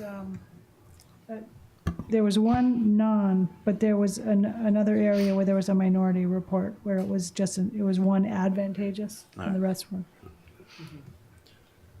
Do you have enough direction from us, Libby, or would you like a vote or a motion? That up to you. I think I do. I can talk to you a little bit more about this tomorrow as to sort of the format, but I think I know what you want. Are we okay with 320, full board? We make the decision? Yeah. And essentially, we're asking for a detailed minority report. And it's not a public hearing, and we don't want to hear from applicants. I just want to be clear on like what, so everybody has expectations. That, I don't feel like we're getting a lot to make a valid decision off of. what do you think What else do you need? you need? Or do we need?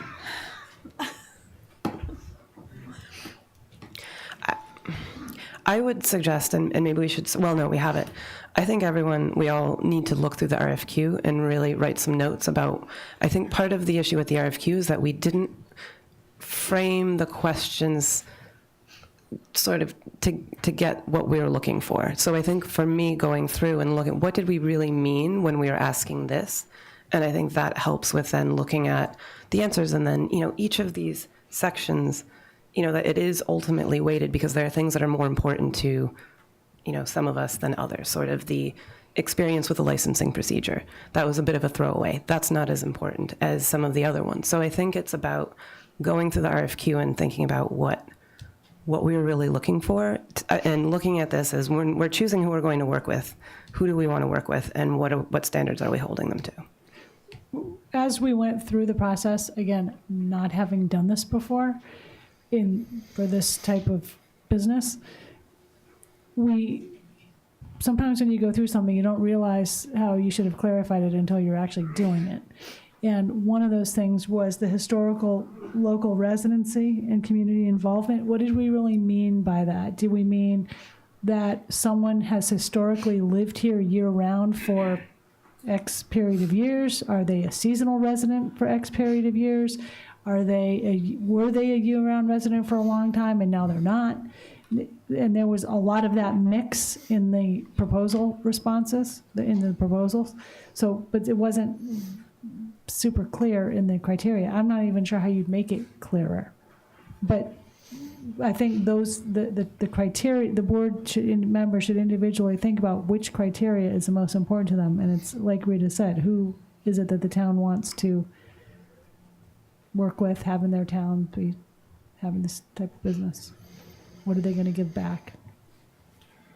I think another one that also this board should focus on a little bit is what we meant by key personnel and cannabis experience. That was another one that both structured a little bit differently. So when it came to the RFQ process, it was much more difficult to assess than we anticipated. And so I think understanding the intention behind the question would be important.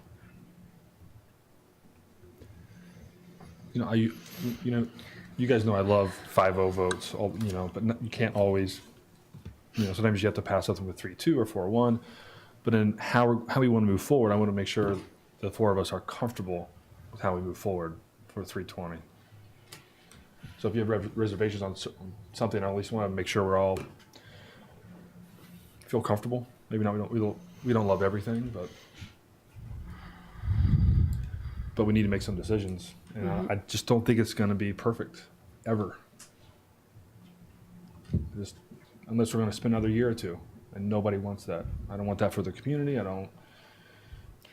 No, I think, to be honest, again, this is a situation as well. One thing that will always be an issue is the fact that you're comparing two different business models. I think that in and of itself is always going to make this process somewhat imperfect. So looking for that apples to apples comparison, we won't have it, and it does require a judgment call on our part. And that's where our discretion comes in. Right.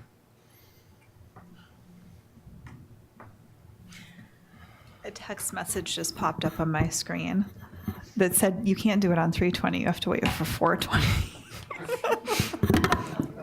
I made that joke to Jason earlier. He didn't get it, by the way. Is that good or bad? I did Probably get it. good. I just didn't get it. I think it's good, very Yeah. good. So I think, and Dawn, maybe this is something that if you think of it later, again, I don't want to come back whenever we vote on it next and feel like we don't have, not all the information, but the information that we need to make a decision. So I think, again, hopefully it's something we can get. And I don't think it's going to be easy or clear cut, but I think if there's anything that you have in mind that comes up in the next couple of days, we can hopefully get that. And I'm fine if the board wants to ask the applicants questions. And if you felt more comfortable with that, Dawn, I'm fine with it. I disagree with Matt. If we had each applicant do a 10-minute presentation, we're gonna hear what they think they want us to No, hear. I was thinking of more of an interview, and that's why I was limiting it to one person per organization. But Right. Interview at the meeting. yeah, where we would ask questions, or at a more informal setting meeting, but it would be a full board. I am okay with that if that's the information that you need to make the decision. I just want some criteria to base this on because I was not a part of the process and I was anticipating a recommendation. And it's when it is that split that there's not a clear recommendation. Part of me says we should start over. Oh. And nobody wants to do that. Yeah. But there should have been some criteria to base on recommending one over the other. I think we gave it our best shot, and it didn't come out as we wanted. And now we just have to make a decision. If it's about the process, sure.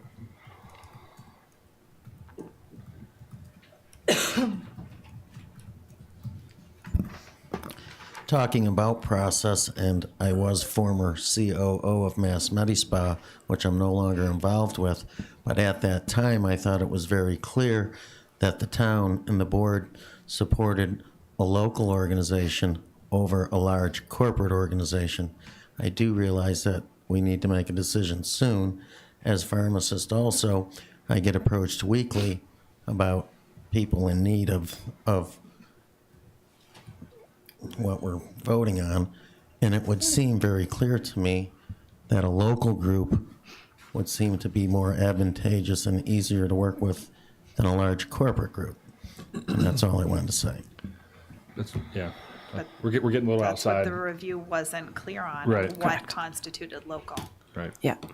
And when you really... Or the board didn't choose to view it that way because they argued about what's local. So it's I think you've got your criteria. I think what she's saying is they differed on it and couldn't come up with.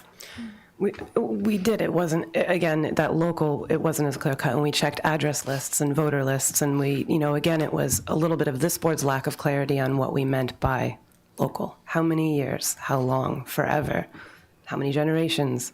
Is it voting list? And then how do you, those actually, because of how the two are structured, don't come out that different when you look at, and this again has to do more with the two structures of the organizations.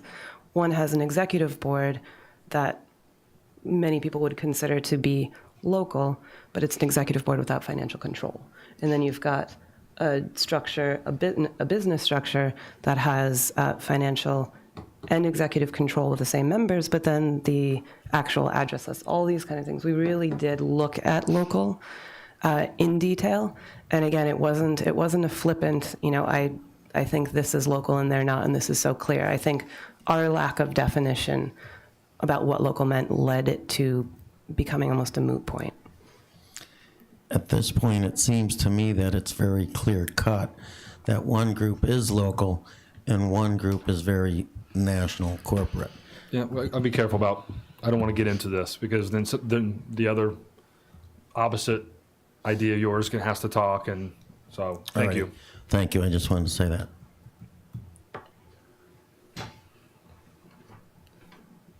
Are we in agreement how to move forward? I'm not supposed to make the motion really as chair, but I will. I just wanted to know was that an agreement that we are not interviewing them or that we are? That was the only thing that I'm unclear on. I think we can, if the board feels on the 20th that we would like to ask a question to an applicant, to one designated person of each app, then we can. But we might not need to, but I think we should leave that open. Okay, I see. Yeah. Does that make sense? Yeah. So I would make a motion to consider the vote on March 20th for the license, and with the backup information being a more detailed minority report. Your second?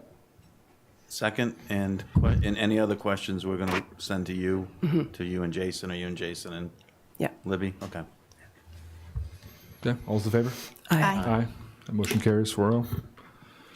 Thank you all for coming tonight and sitting through that. Not as much clapping as cable channel. Tucker, thank you. Are you clapping because we finished?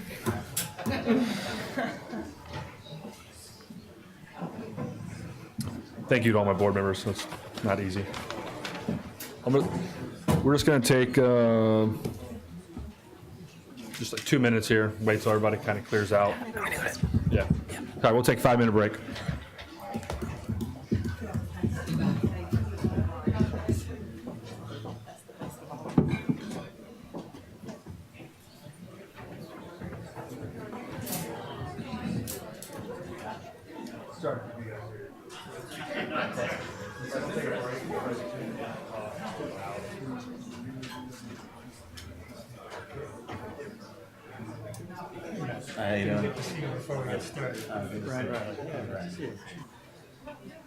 Tough one.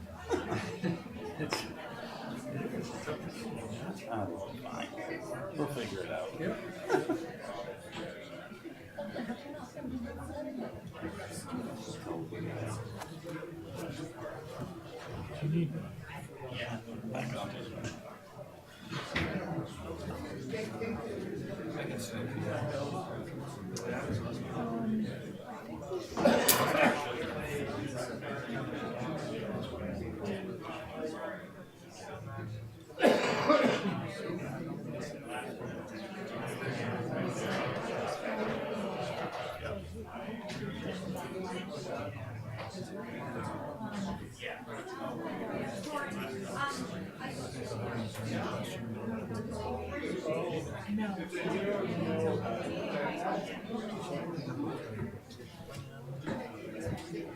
This should take. This is going to take a while and then.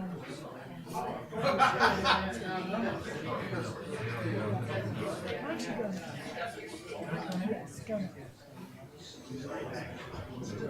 You can always still have the Japanese world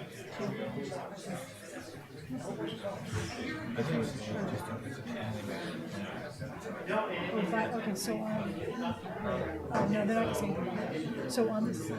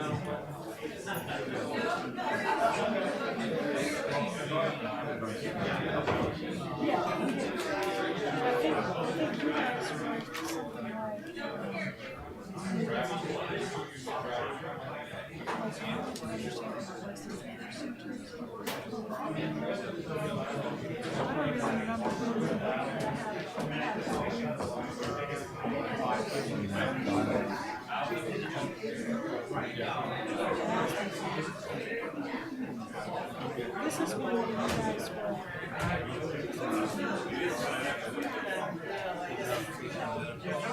Recycling. It's easy.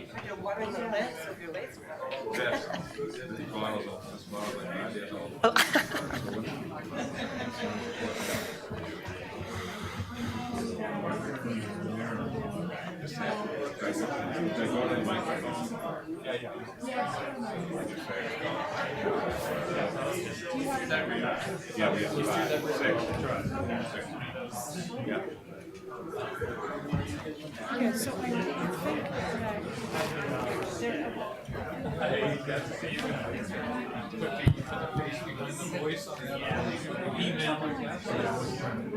We don't see you down here. You're all about.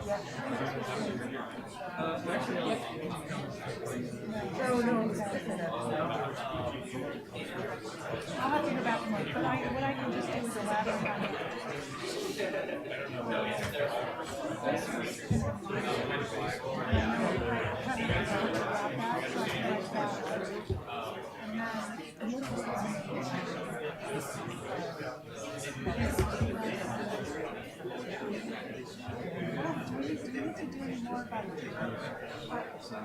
Maybe we should, if we can bring some comments.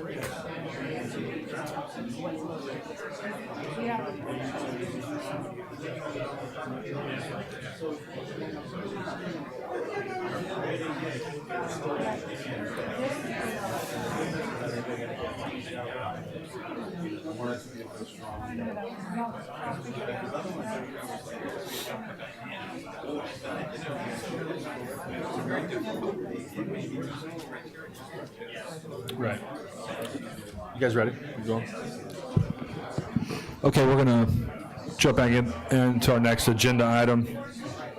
Select Board reports and comments. We have the review and adoption of the hazard mitigation plan. This is a joint meeting with NPDDC, continued from February 13th. Holly's going to open. Thank you. Wanted to thank the board for the direction that we received at the last select board meeting. As you are aware, we had some concerns from our draft. And I'm sorry, Holly. Yep. One second. Oh, yep. I Sorry, just Nat. want to just officially Yep. call the meeting of the Planning Commission to order. There's 6 of us here, including Matt. So I'm just doing that for the record. Thank you. Matt. Thank you, Nat.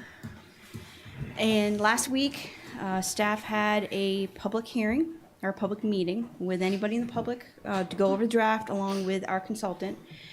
We had 2 members from the public come. With that, we went through some changes. The board has received 12 pages where those changes were made. I requested the consultant to make it clear what exactly was it. There is no addendum, just for your aware. That is per MEMA's recommendation to not do an addendum, just change it. They were satisfied with those changes that we had. They were not substantive that would make a big change to go back to FEMA. We want to make sure we're moving in that positive direction. So we did exactly what they recommended, and those are the changes that you've received. Everything has been done, documented. My letter addresses specifically what those minor changes were, and we would request the board to adopt on behalf of the town as well as in conjunction with the NPDC. Thank you, Holly. Is there any questions or comments from this board or NPDDC?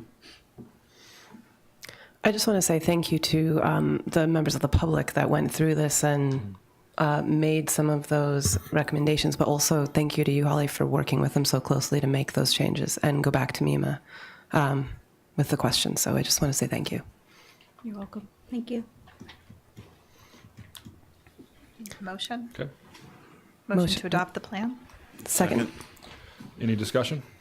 Okay, all those in favor? Aye. Aye.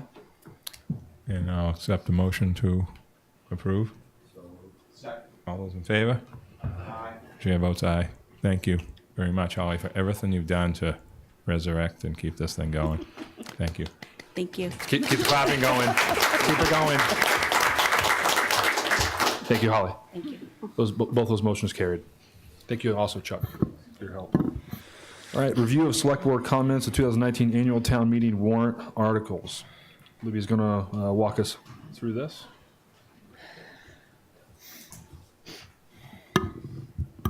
Yesterday, the Finance Committee finalized its motions on the warrant articles, and now is the time to go through the warrant and see if the board wants to make any comments. So I thought I could quickly take you through article by article. It won't be as painful as it sounds, to just let you know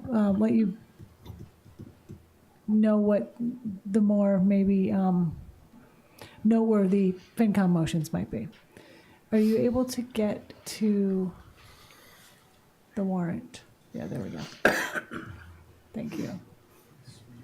All right, so this is still a draft, and just to remind you that it is getting prepped tomorrow to get to the printer and then get mailed out. It gets mailed out by charter 7 days before town meeting, and we have lots of public outreach. Maybe I could take a quick opportunity to say all the public outreach we're doing, and I probably won't even remember all of it, but we've got big boards that are being prepared on some of the capital articles that'll be in the lobby at the town meeting, and they'll be sort of traveling around town before then. We've got Florencia working on a number of social media posts.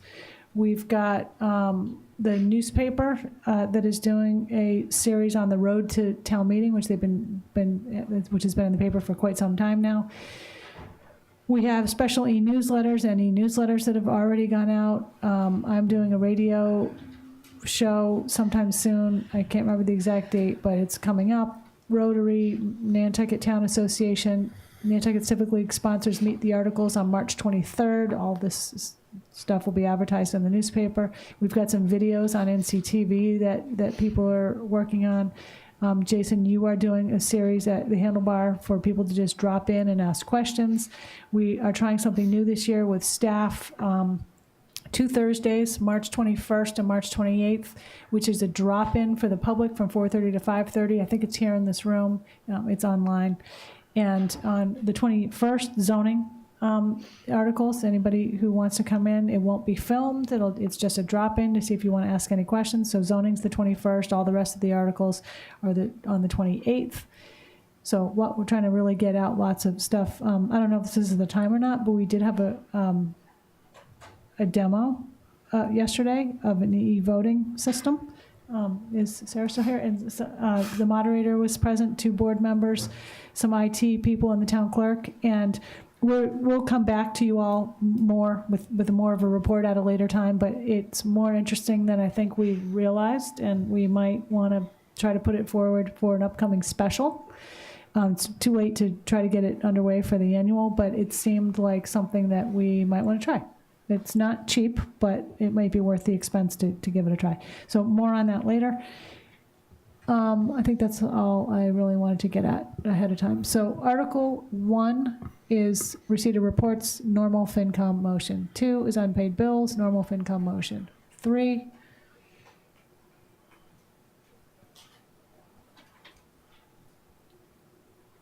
is priority articles, normal FinCom motion. Same with 4 is revolving funds. 5 is the reserve fund. 6 is budget transfers. Normal FinCom motion. Oh, there we go. 7. 7 is the personnel article, normal FinCom. 8 is the operating budget. That's all obviously all been well vetted by now. FinCom approved their motion. 9 is the Health and Human Services article. You will hear a report about this at your meeting next week. I think it's next week, or maybe it's the 20th. It's coming up soon. And they've given their report, the Contract Review Committee has given its report to Florence. Are you able to keep going? I'm sorry. Try to get to 9 and then 10. It's a ways because the motions are kind of long. So 9's Human Services, FinCom approved that. 10 is General Fund Capital, and that's obviously also been vetted through Capital Program Committee and the Finance Committee and the board, and that motion's all set. Article 11 this is where I start having trouble remembering what the articles are. Keep Old going. South Road, Fairgrounds Road intersection. Okay, thank you. So that's a standalone debt exclusion. FinCom has approved that. I think you all have seen some of this, and so none of this is new to you. 12, I think, is the local support article. That's approved. 13, Town Pier. This is a kind of it's a motion we'll follow because the bids for the Town Pier are out now. Did Chuck leave? And they are due on the 20th of March, and there will be an evaluation of them by the end of that week. The 20th is Wednesday. FinCom will be meeting on Monday, the 25th, to hear an evaluation of the bids and make a motion, and you will be getting a report about this at your meeting on the 27th. But in the meantime, the motion will follow. 14, landfill closure costs. That's actually more like landfill cell capping costs. We kind of had a little bit of a misleading title there, but that's been vetted and gone through FinCom. 15, the public safety facility auxiliary building, that you know about that. That's approved by FinCom. 16 is the in-town Orange Street bike path. That's approved by or recommended by FinCom. 17, Which is actually bike lanes. I'm sorry, it's bike, you're right, it's bike lanes. Yes, that's another misleading title. Surfside area roads reconstruction, gone through FinCom, should be all set. 18, this is the acquisition of property at 1 to 3 Miller Lane, known as the Nantucket Inn, and I think the board at this point knows that that has somewhat fallen through a little bit right now. Do you want to make mention? Thank you. Tucker Hahn, housing specialist. Just very briefly, as the board knows, this article was included really as a placeholder to allow the opportunity for the town to explore this possibility. We had made very clear that this came to the town at the end of January. We'd made very clear to the seller that in order for it to be properly considered at town meeting, certain things needed to happen by certain dates. They have not happened. And so at this point, we feel we cannot expend the money on the necessary due diligence items for the community and the town to have an informed discussion at town meeting about this opportunity in the time frame that's left. So we've said to the seller, you know how to reach us if you would like this to be considered for perhaps a special town meeting in the fall. Thank you, Tucker. 19 is fiscal 20 enterprise fund operations. That's gone through FinCom. That's got a positive motion. 20 is enterprise fund capital. Same thing.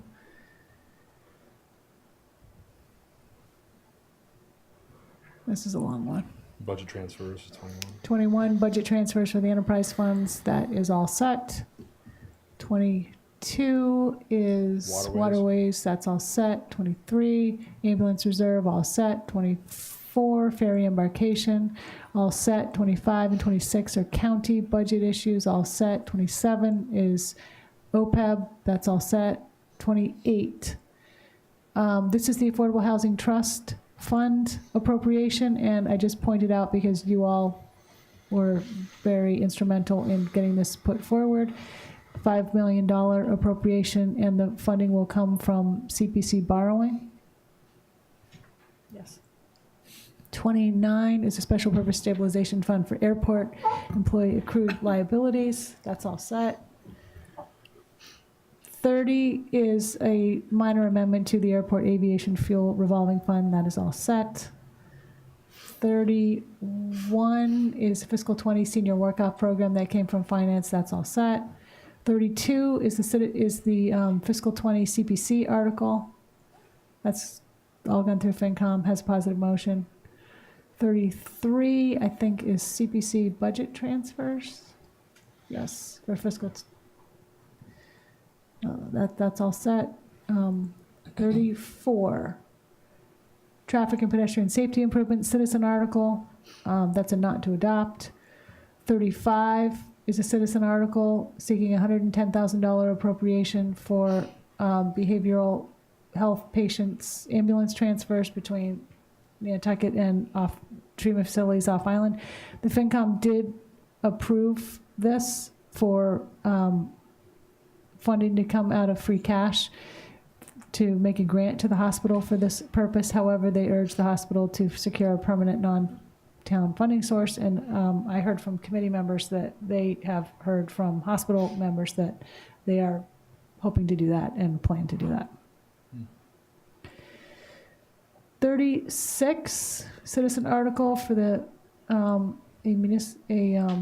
island-wide and municipal energy study. That is a not to adopt. However, there is a FinCom comment that I think we've maybe mentioned it here before, that the municipal energy baseline will get underway hopefully before the end of the fiscal year. 37. This is the citizen housing article. The citizens were at FinCom. FinCom spent quite a long time talking about this. It does have a positive motion. I don't know that I'm really capable of explaining every bit of this motion. It's a little bit complex, but I think the bottom line is that it is putting forward an appropriation of $10 million, which would be in a debt exclusion, which is already on the ballot. And there are a couple of conditions. Do you think you might be better at explaining this? Is the debt exclusion listed as 10 million, or it's just listed as No, a debt there's no exclusion? amount. Okay. Tucker Holland, I'm not sure I'm that much better equipped to address the citizen article, but the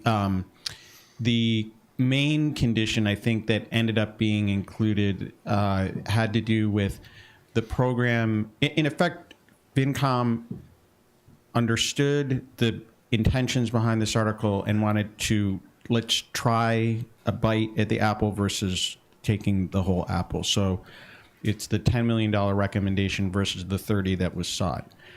The one condition that was included was the monies to be spent so long as we still were trying to get to the 10% figure. That sort of once that figure was reached, we might reevaluate. The other numbers that were included, the 30 to 200%, really came from 30 to 200% of AMI came from bond council. There needs to be a definition of what it could be included as affordable through this program, and so that is the definition that was adopted for that. Yeah, and the only other change was they added in deed restrictions and other ways of purchasing rather than just home rental or home purchases. Yeah. That was a change too. Yeah. This motion is slightly changed since I sent this out because we had a conversation. Did we change it a little with her? We did, didn't we? Because there was going to be that clarification at the end, but it's not in here. It was not substantive. Town council recommended a minor change just to clarify. What again? Just to clarify that the units that would be purchased through this program or created through this program all need to qualify in the SHI list. Thank you. So that wording is not shown here, but it just needs to be in there for clarification purposes. And where I had my little comment there, that the wording ended up being appropriate. Is it okay with Tobias? His comment? Before he comments, if we wanted to bump this to 15 million, or make a recommendation that we support 15 rather than 10, which gets with the 5 that we've given to Affordable Housing Trust Fund, with the, you know, with Miller's Lane being out of the picture, it gets us 2/3 of the way there to the original article. Is that something we could do, or? Well, you could make a comment to Along that those lines, effect. yeah. And then, but I think though that the FinCom motion is what would be going before town meeting, and there would have to be an amendment. We would have to amend, but I just want to make sure we're not locked in. You can come up, but I want to make sure we're not locked in at a lower number, because you can't go higher. And part of my question, Tobias, then is the functionality of the project at the 10 million versus 15 million. So, you know, from, I guess maybe to track back a little bit, and I know it's late, so I'm not going to take too much time, but off the start, I just want to acknowledge the fact that the FinCom did think about this a lot, and so I appreciate their engagement in it. From my point of view, I submitted the article along with Rick Atherton for $30 million because it addresses the housing crisis at scale. And I think it's important to contextualize that, because a lot of the feedback I got was, you know, about this article was mainly positive. And the few pieces that I didn't get feedback on that were positive is, A, we don't know exactly how to run this program, but I feel like through the Affordable Housing Trust Fund, we have those pieces. We also have entities like Housing Nantucket to oversee a program. And we also have folks on island who are capable of managing properties, since we have thousands of properties that are managed. And so I think the big takeaway to answer your question is, you know, part of the Board of Selectmen's strategic plan was to, you know, maintain safe harbor, make sure the units are between 300 and 200%. And I'm just going to check my notes so I get the last one. 30 and 200, right? Yeah, 30, thank you, 30 to 200% AMI. And they all count to the shy. And that they all count to the shy. And then, you know, the second or third part of your strategic plan regarding affordable housing was to, you know, finalize to address needs specifically for town employees and year-round and seasonal. And so when I kind of look at, you know, the housing crisis that's played out over the last 20 years and kind of the trend towards losing year-round homes, we need to deal with the problem at scale. And I don't think $10 million is scale. I would support a larger number. But, you know, this is the FinCom's motion, and that's their motion. I would support a larger number. It's an authorization. We'll know what we're spending it on and how we're administering it before we take action to do the borrowing. So I would support starting it at a larger number.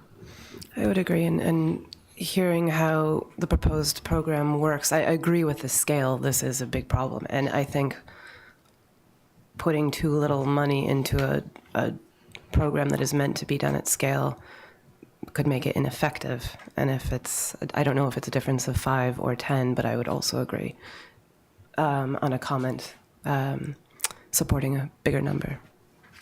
And just to add in a couple kind of pieces that evolved out of this discussion were that, you know, the possibility for deed restricting units, purchasing deed restrictions, which is a little more economical way of proceeding.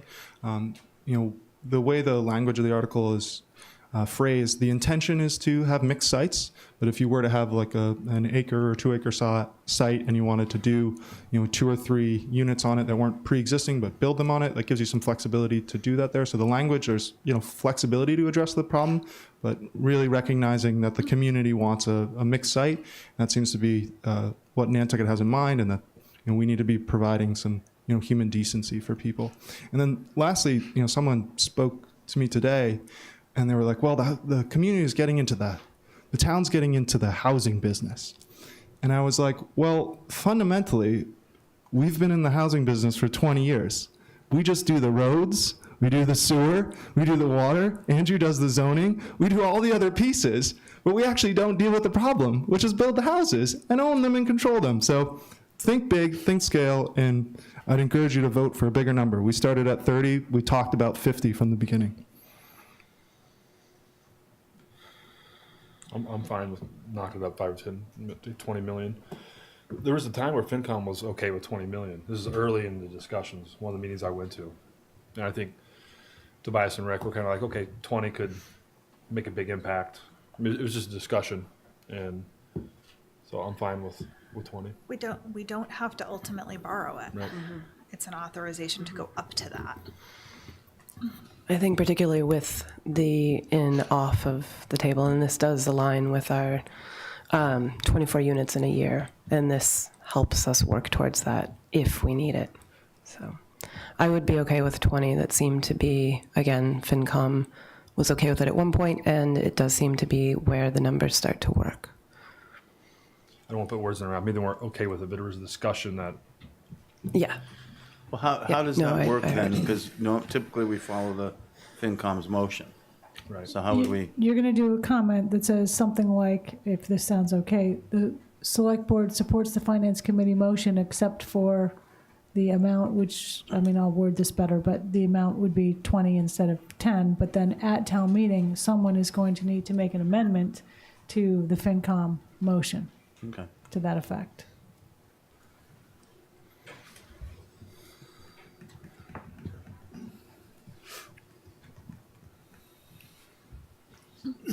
I would, excuse me, my name is Rick Atherton. I assume normally the moderator would look to the sponsor of the article to bring forth a positive motion with a different number, and I'd have to communicate with her if that would work.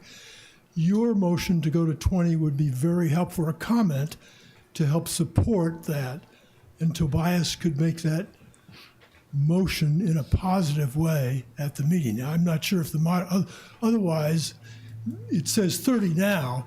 The FinCom's motion, if it's not going to be followed, should be made by somebody else, I think. So.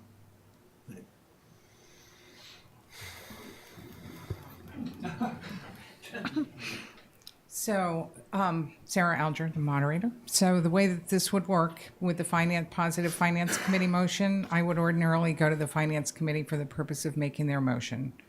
The finance committee can, between now and town meeting, have a conversation with you all and decide to change its motion. We could read that in if they decided to do that.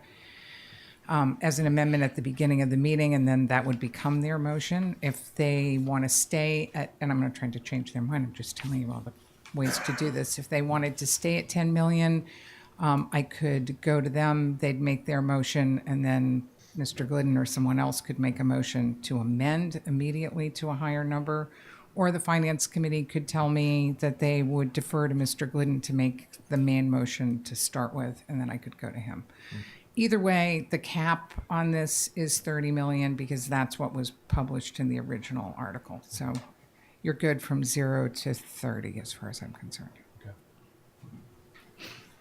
So this is like our comment is going to hurt.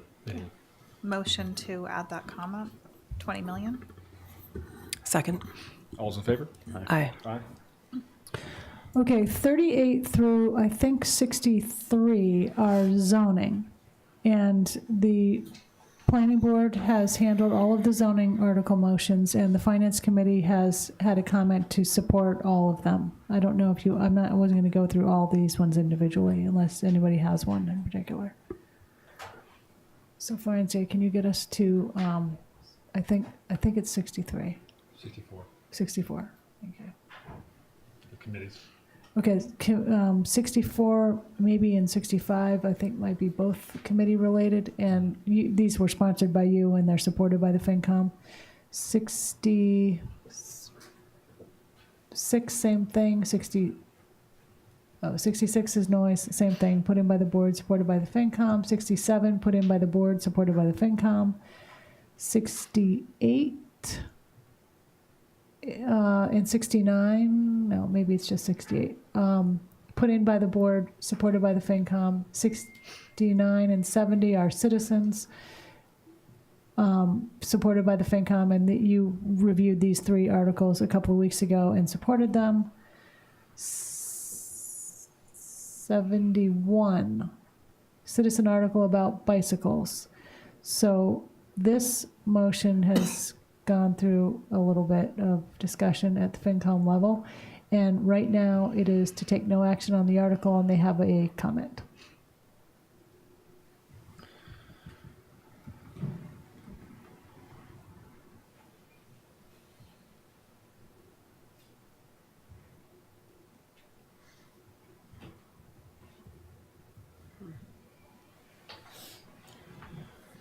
Matt, do you want to add a comment? I think on that? this is the most important, one of the most important articles, if not the most important article here. And I think that the intent is 100% correct.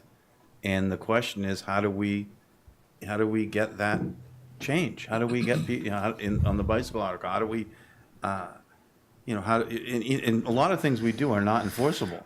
A lot of laws we have don't get enforced. How do we, as a community, change the perception? It's dangerous, on the bike paths, and there's too many signs, and there's too much confusion all the way around. And so I just don't think, anyway. Go ahead. I was just going to say, the article would add more signs, and Well, that's a misconception. It wouldn't. It would. The idea is that the bike path is a traveled way. Those 90% of those bike path signs could come down. That's sort of a. So I think some of it wasn't understood, and I think that, and I just don't know how we get there. But right now, it's very unclear. Bikers don't follow. They don't follow the rules when they cross Tom Nevers and other areas that are dangerous. Cars don't follow the rules on most of the driveways and most of the roads. They blow right out onto the bike path and stop if they don't go straight through. And I just think it's, the sight lines will help, and that's been positive. But I think that this article is, if we want, and it aligns with our goals, if we want to give people options other than vehicles, we need to actually make those options safe. Mm-hmm. And so how do we move this forward and don't have this, go sit on a shelf for 2 years or anything else? How do we, what do we change it so that it works within, for the police and works for the DPW, but works for all the bikers, and all the people driving, so they understand clearly what the rules are, that they have to be careful, that they don't have the right of way across these traveled ways. Mm-hmm. How do we make that change? That's the $1 million question. And I think it's a really, anyway. Well, I did say to the FinCom, I was here for one of their meetings, the signs for the bikes that are on the bike path now are not enforceable. So we're switching signs that aren't enforceable. So the confusion part maybe, but I did speak to to Ian Golding before he left. He had to go away for family matters, so he couldn't be here tonight to talk. And he's willing to take out the driveway portion of this. He understands that we want to go in phases. So let's see on where bike paths cross roads. That's where we should be focusing now. And that'll take that $80,000 estimated cost from putting up signs everywhere significantly down, and we kind of phase it out. When we look at intersections such as maybe where the bike path goes in front of the landfill, like there should be stop signs for everybody, right? Tom Nevers, bikes and cars should have, really important intersections. Everybody has a stop sign. But then there's 30, 40, 50 roads that cross bike paths that should have stop signs for the cars.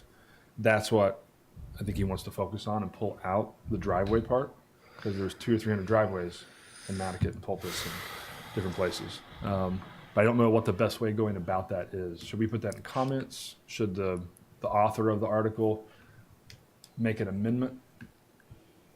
Because they said take no action, so Mr. Golding would have to. There's no reason why some of these items that are suggested by the petitioner can't be done anyway. He's just suggesting putting them in a bylaw. Right. And I think one of the things we're saying is that putting in a bylaw is now we're under more of a situation where things aren't enforceable. And I know you say we've got a lot of things on the books that aren't enforceable. That may be true, but why would we put more on there?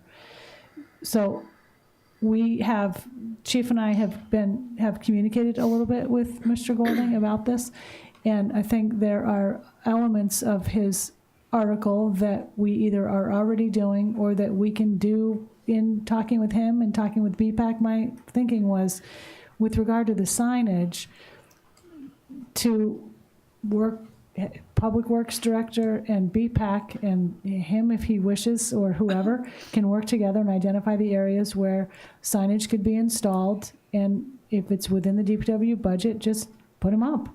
But maybe there's a grant we can get. I don't know. There may be some access to other funds to have more signs. With regard to the reporting, there already is some level of reporting undertaken by the police department. Some of the reporting that is described in the article is not really very feasible. But if there's a way to incorporate some of the items that he's requesting into the police department reporting, the police department is happy to do that within the framework of how their system works. The issue of making sure that bikers who are biking on the road are 3 feet away from vehicles was just a little bit confusing as to how you'd really measure that. But the chief has advised me today that there is some pending state legislation that you probably know about this, Jason, that is probably going to be enacted shortly that may do just exactly what he is describing, I think. And if that's the case, why would we do something separate if it's already going to be a state law? So I guess my point is that some of these things could happen outside of town meeting. Yeah, I think Ian's intent is to make sure that it happens, and he doesn't have any confidence that it's going to happen. So that's why he went to the bylaw. Mm-hmm. It is complicated and not maybe enforceable, but there is a trickle up effect. There's no guarantee that the state's going to pass that 3 feet passing. So cars have to pass at 30 miles an hour, 3 feet on a bike, 4 feet at 40 miles an hour, on and on. Massachusetts is one of the last states that doesn't have this. And the trickle up effect is, as more towns put this bylaw in, the state sees this and it's more, leverage to pass it. So it's political. And Ian didn't think that when he wrote it, but talking to Mass Bike and people in the State House, it's beneficial for the advocates of bicycles. So do we want to add a comment or just speak on town meeting floor, Matt? I think we should add some sort of comment. I should have been more prepared for it, but Yeah, I'd be in favor of a comment. Again, highlighting that bike safety is important. And I don't know if it's a phasing, but even in one of the prior comments when we explained that we were already doing something, I think that, if we're already doing things, then we should make a similar comment. Or if there's something to show that we are supportive of the changes. I think they're very important. And I don't know, the best way to go about it, but I do think that making sure that they get done is important. But the devil's in the details on what changes are being done. I think that sort of the intent of, if I understand his article correctly, the intent is to remove a lot of the nuisance signs that the bikers are facing now. Because what happens is, there's a lot of nuisance signs where if you followed them, you'd stop every 30 yards. So eventually the bikers just ignore them, and then they ignore the important one across Tom Nevers. So how do you, I don't know the comment should be, if we agree in principle that some of the nuisance signs should go away and we should be viewed, that should be viewed as a travel way, we should be writing that somehow. Is it in 5714 that the word driveway would be stricken under A? Is that what you were suggesting? Or that he was suggesting? He was suggesting. So should we say that we support that? And any efforts. That we support the effort of this article, but we support the idea of removing the word driveway. And to come back for future consideration or something. I don't know if that's necessary, but I don't know. I do see a lot of near misses coming out of driveways, and I think that's part and parcel of a weekly rental situation, tourist situation, where if you're not used to a bike path bisecting the end of the driveway. So I think if this has been reviewed and people have said, we aren't ready for this right now, but I think we should probably find a way to consider how we're going to get across to everyone, but especially weekly rentals and tourists, that we do have a bike path. There's an education element to it. And it's convenient to blame the tourists, but the tourists aren't the ones that are yelling at me when I'm riding my bike. You know, it's the islanders, it's us. You know, That's a different situation. Although it's us yelling at us, and so that, you know, it really, you know, they're the ones saying get on the bike path if you're not, you know, or you know, just it's a lot of us that are being rude to each other. So And I it think- has to be a cultural change somehow. Yeah, and there's a lot of issues, and I think this is trying to start really tackling that because it is a big problem. So I think again, there's many facets to it. So that's why I think some sort of comment would be important to show that we're supportive of the intention. And from there, This is the last chance for comments, correct? For us, okay. Libby, the FinCom meeting I was at, you had kind of put some kind of language in that was, which I don't think is in there anymore. We took it out. About something like that wouldn't be a bad idea. I think you suggested to the FinCom of that we're working with the town departments or with DPW. Do you remember exactly kind of what? It was the drafted FinCom comment read, the committee, everything that's there, and then, which is likely to lead to confusion, and it would be costly to implement the proposed signage and reporting requirements, period. The committee recommends that the Public Works Department work with the Bicycle and Pedestrian Advisory Committee to identify areas with high levels of risk for which signage could be installed within the budget of the department. So that was on the table. So that's something like that could be our comment, and take out the driveways. Yeah, I would say take out the drive. If he's willing to take out the driveways, he's going to motion it anyway. You know, we could say we support the article with the driveways removed, and you know, with the intent to work with the BPAC and the town administration to implement it. do we need a motion for that? Probably a motion, Yeah. some better wording. Or... Yeah, so make a motion to add a comment with Matt's intentions captured and worded well. It's a bad motion, but Matt said it very succinctly. I did, and now I'm trying to think how to say it again. Basically, that we would support the motion with driveways removed from 5714, and we also support continued efforts between BPAC, DPW, and town admin to look at ways to implement. Yeah, to implement it, something like that. There may be driveway situations that are more of a hazard than others, but maybe not across the board. There might be some. Right. Yeah. I didn't follow that. Which part? The last part? Yeah. I don't think that was.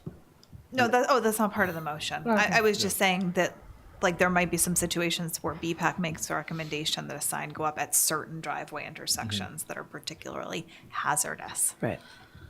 I do want the board to. I do want the board to know that Harvey Young and Ian went out over, I think, 3 weeks and went and.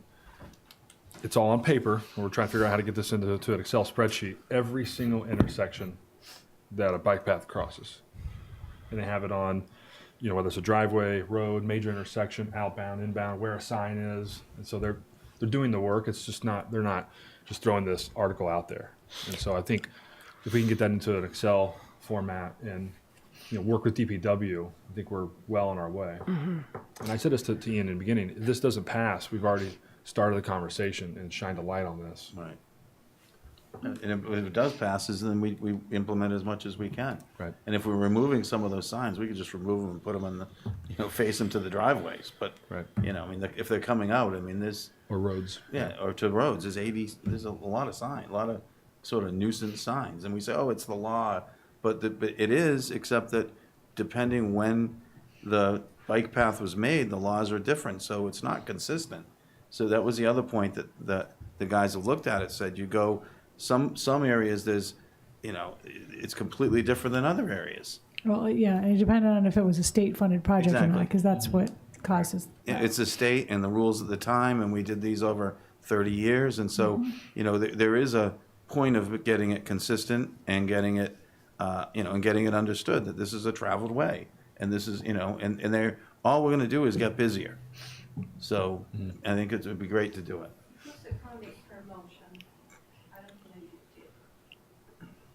There was a second. Yeah, I'll second it. Okay.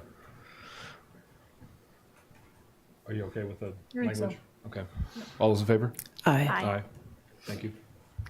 Okay, thank you. 72 is a citizen article, and it is approved by the FinCom. This is one of the articles, is Tobias still here? Thank you, Tobias. Put forward towards green communities. Can I just make one note? I made, in terrible error, I made a discrepancy in the date. And the intention is that if you read the beginning of the article, it's for the stretch code to be in effect September 1st. So as you heard earlier, we could apply for the funding. If you go down into the actual article itself, it says January 1st. And I just wanted to make note that it should read September 1st. So I'm sorry for that error. It's my fault. Okay. And I did mention it to September 1st of 19. Of 19, yeah. And I did mention it to the FinCom. I just wasn't sure if it made it into their motion. It didn't. So, Francis, you go down a little bit more. What made it into the motion, keep going down to the motion, is January 1st, 2020. Yeah, so that's incorrect. It should read September. It should read the exact same as the top. Okay, well, there were two different dates in your article, and I asked town council about it, and the response back was it should be consistent, number one, and number two, it should be January 1st. Well, So if that's not correct, then we'll have to do a technical amendment because it can't be changed now. okay. I will make a technical amendment at town meeting then. That's fine. Well, you don't have to do it at town meeting, just email it to me and I'll put it in the list. Great. Thanks, Libby. Sorry about that. And while you're there, Toby, what's the importance of changing from September to January? So the important is so that this year we could apply for the designation as a stretch code community. So as was talked about earlier, we get grant funding and et cetera, et cetera. And I spoke with the building commissioner about implementation. He felt like that was reasonable and That's fine. enough time. Yeah. All right, good.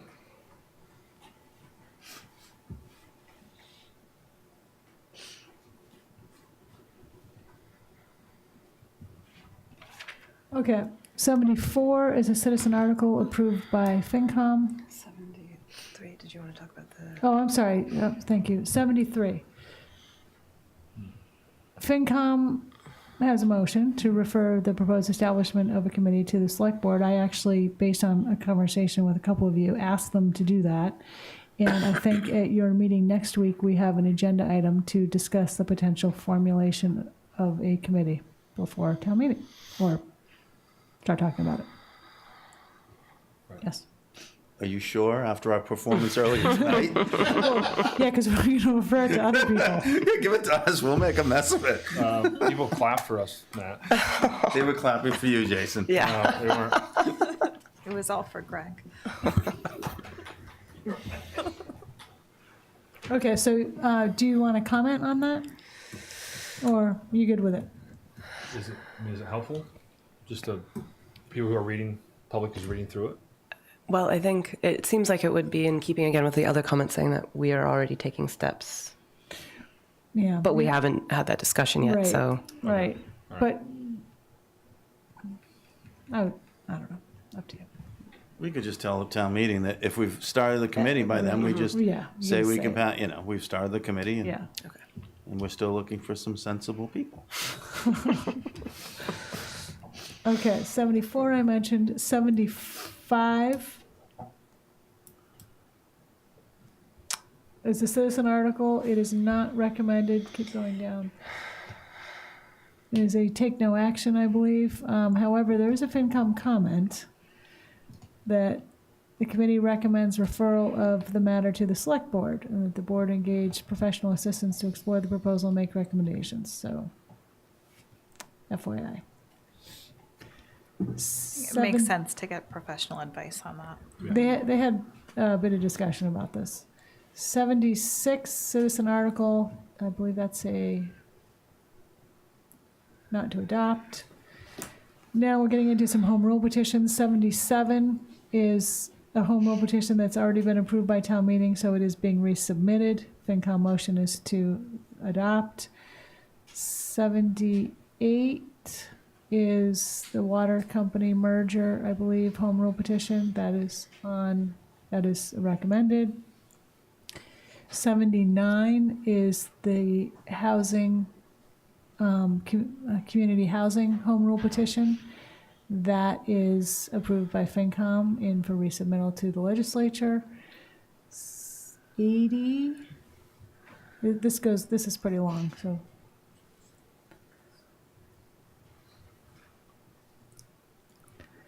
Oh yeah, Affordable Housing Covenants Special Act, this is a resubmittal of a prior year home rule petition approved by FinCom. 81. Wait Drive. Waite Drive easement approved by FinCom, submitted by the town. 82. I forget what it is. Is that a real estate? No. Oh, yeah. That's submitted by town, approved by FinCom. I think 83 or 83. Citizen article approved by FinCom. 84 and 85 are citizen real estate articles, take no actions.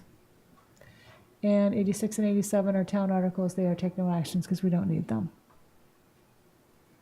So it looks like you will have two comments, one on 37 and one on 71.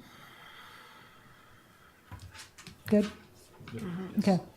So this, again, will go to final format tomorrow for the printer, and potentially by Friday, we will be able to post it online when it's all done. Well, maybe Monday at the latest. So that's the timeline. The voter's guide, that doesn't have FinCom explanations, their recommendations. It does? The voter's guide will have FinCom recommendations. So that is being worked on now. And with any luck, by the end of next week or early the following week, that will be available. It's a bit of a job to put it together. Yeah. And it does have the FinCom motions in it, which is why we've gotten some comments, could it get out earlier?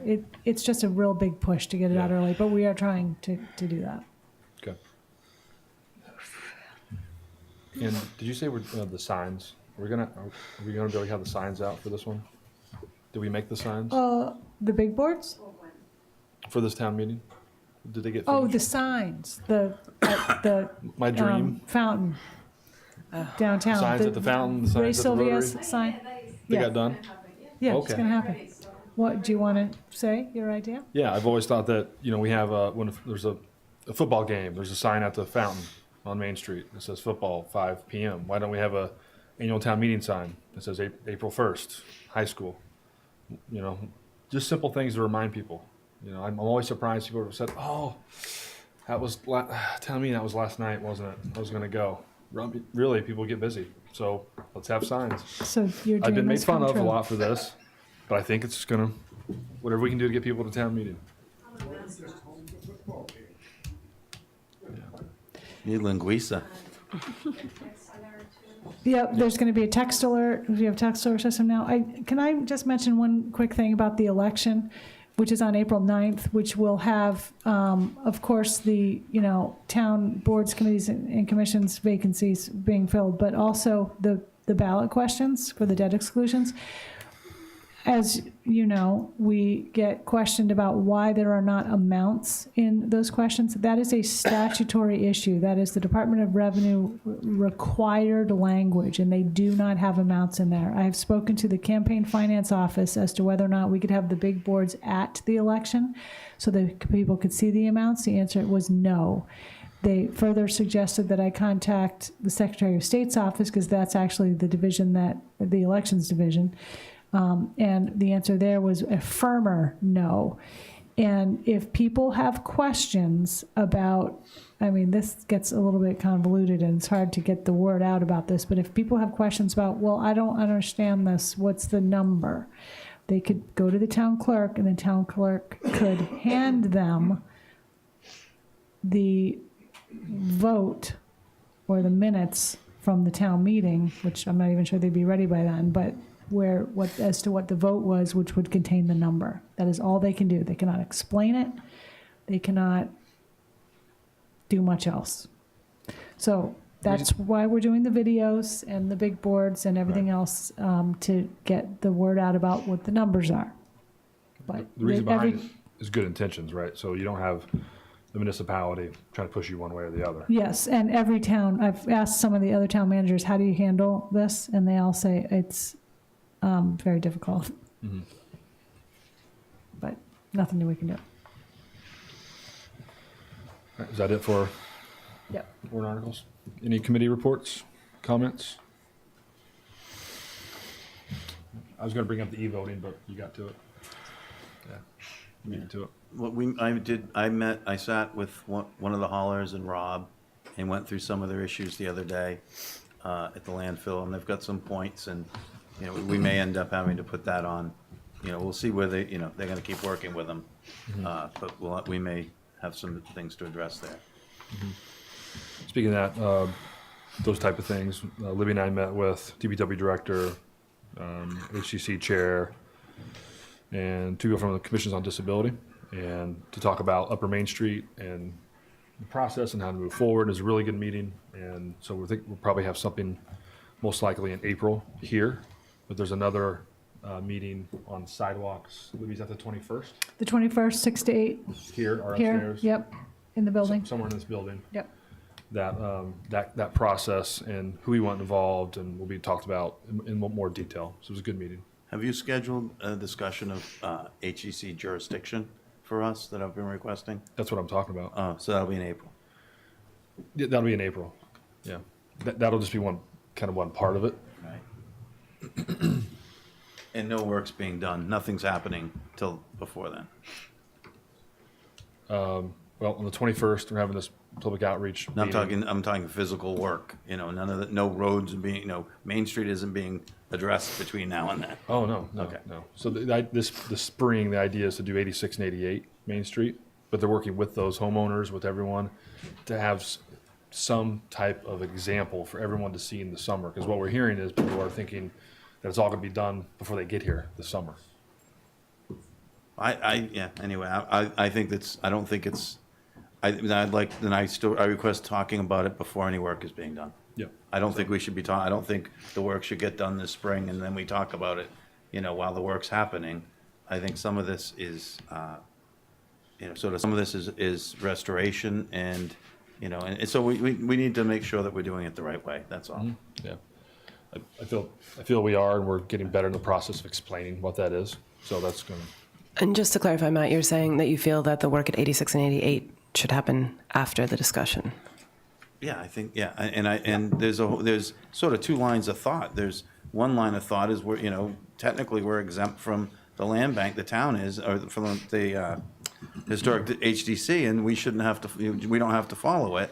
I look at it differently. I think the town should be a leader in preservation and a leader in, restoration of historic built environment. And I think, we should be doing it the way that the National Park Service would, and the historic would ask. And, especially with Main Street. I wasn't as persnickety about some of the work that was done, down by the wharf. Some of it was done in the 60s and 70s. It's, so I just think I want to make sure that we as a town are leaders in the preservation and restoration efforts and not making mistakes. The cobblestones were laid a certain way and they've lasted for a zillion years. We didn't necessarily lay them that way. Some of these recent changes and it's leading, and some of the problems, the size of some of the trucks is some of the problems. So, rather than try to build a real base underneath and make everything perfect, we may that may not be the right way. And that has to be done in conjunction with people who really know this, not just engineers and not just, road guys. It should be, there's preservation and other aspects. So and Jason has talked to me and said he thinks that's happening, and I want to make sure it is. Mm-hmm. But we make a real mistake if we should try it somewhere else, not on Main Street. Yeah, so I feel comfortable where it's going. Hopefully you can go on the 21st to that, at least some of it. Yeah. And just, I think what I agree with on Matt is that what it sounds like you're speaking to is making sure this happens in perpetuity. That, right now we've got, certain people that are very aware of the need for the level of care, but it's something that I think is important that that translates to every generation of DPW director, whomever is there. So. I think that there could be advisory guidelines for a lot of these things established by the HDC that would, and by certain preservation organizations that would not necessarily require the town to apply for every brick replacement for a certificate of appropriateness. Exactly. Yeah. A basis that could be documented. Yeah, I think that would be great. Okay, ready to get into the HCC appeal? Oh, yeah. Okay. So I'm going to open the public hearing, and then I'll ask the appellant to speak first, and then the HTC will give their case, and then there could be rebuttals after that. The board members will ask questions, and once we get to a point where we feel comfortable, we'll close the public hearing and we'll make a decision. Our decision will and should be based on the decision of the HTC, not if we like something or the other. We're trying to decide if the decision was arbitrary and capricious. So I always try to go over that before we start.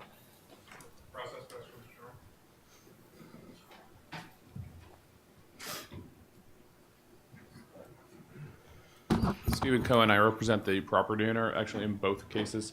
And because the HCC appeal is brought by a member of the community, I just wanted to have an opportunity for the actual property owner to participate after the HTC and the appellant make their case. Yeah. Thanks. Anybody from the public can speak. Okay, we'll open a public hearing to consider appeal of Joseph and Maureen Galliano. Sorry if I mispronounced that. Of the HCC approval for 12 Westerwick.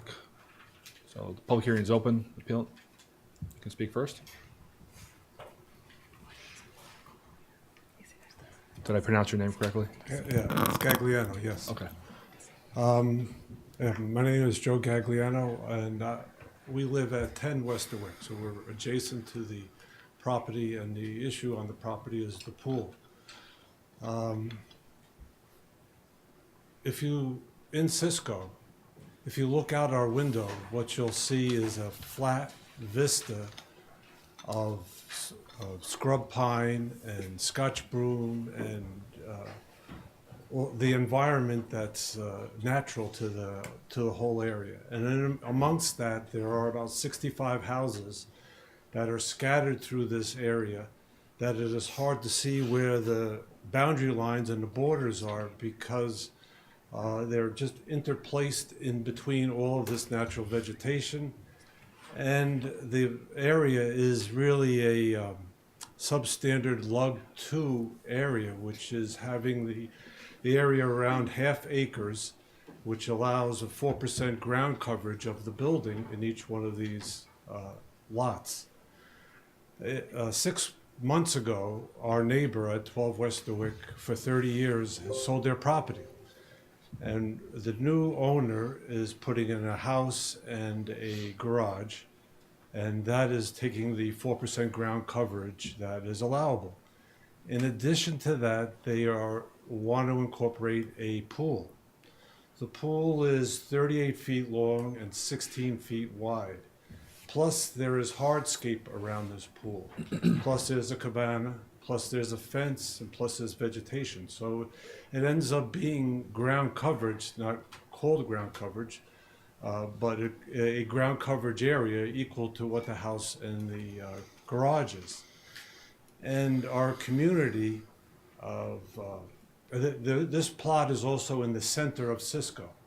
It's at the intersection of Westerwick and Wall and Trinity. It's right on the corner. So there's a lot of visibility to this area. In fact, there are 6 houses that surround this area. And the houses in this area are all upside down. We sleep downstairs and we live upstairs. So the 6 neighbors that are around this community we had gotten together, and they gave me pictures where we identified what this pool would look like to us. And it is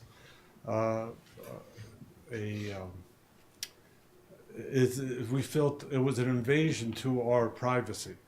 In addition to that, the community put in a number of letters. In fact, there was, even at the HDC meeting, they were surprised at the quantity of letters and the emotion of the letters that was against this pool because of what the environment looks like in this area.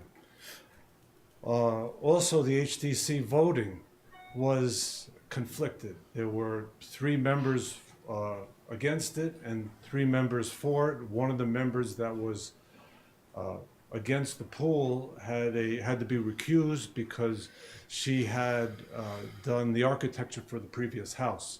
So the final vote was 3-2, but the individual did put in an emotional letter that's in this package that identifies the HDC looking at the town plan for Nantucket as to how we should be incorporating the natural environment in some of our decision-making at the HDC.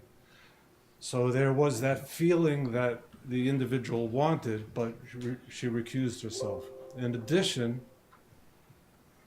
one of the members of the HDC that voted against it does have a hardscape and pool business himself, so there may have been some biasness to it, as well as at the next, about a month later, we had a builders meeting, and he brought up a petition against the warrant that is currently up for the town meeting on incorporating zoning requirements with respect to the size of the plot of the land and incorporating pools throughout Nantucket.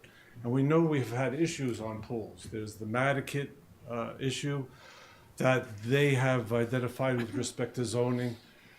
There's the issue that of the number of letters that have incorporated here in Cisco, and there's the warrant that's going up.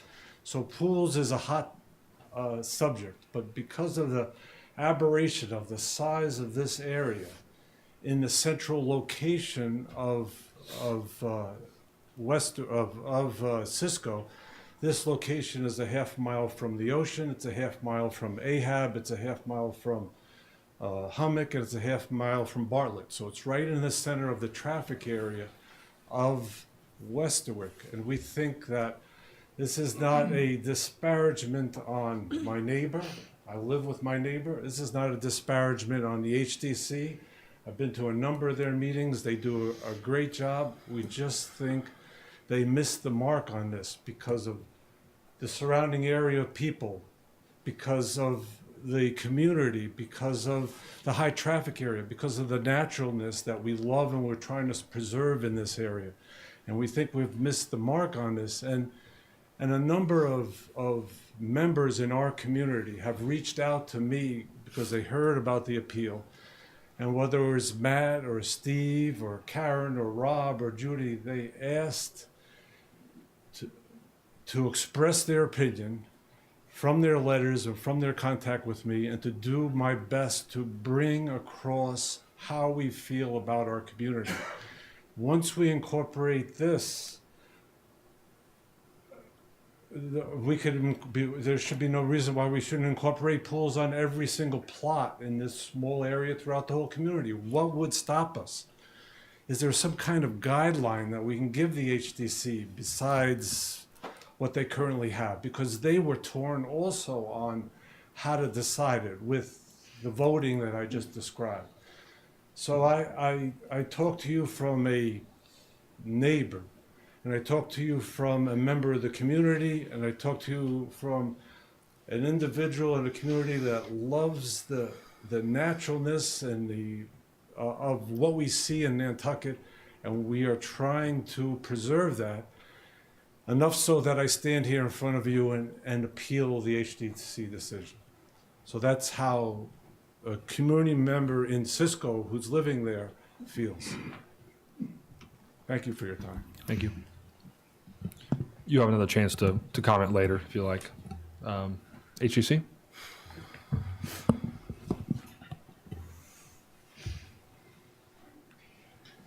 Hello, Ray Paul for the record. I'm a member of the HEC, I'm the chairman, and I was sitting on this application. One thing I want to clear up about a misconception that Mr. Gagliano has about the voting. As I think you all know, the HEC is a 5-member board, and there were 5 members sitting on this. At no point were there 6.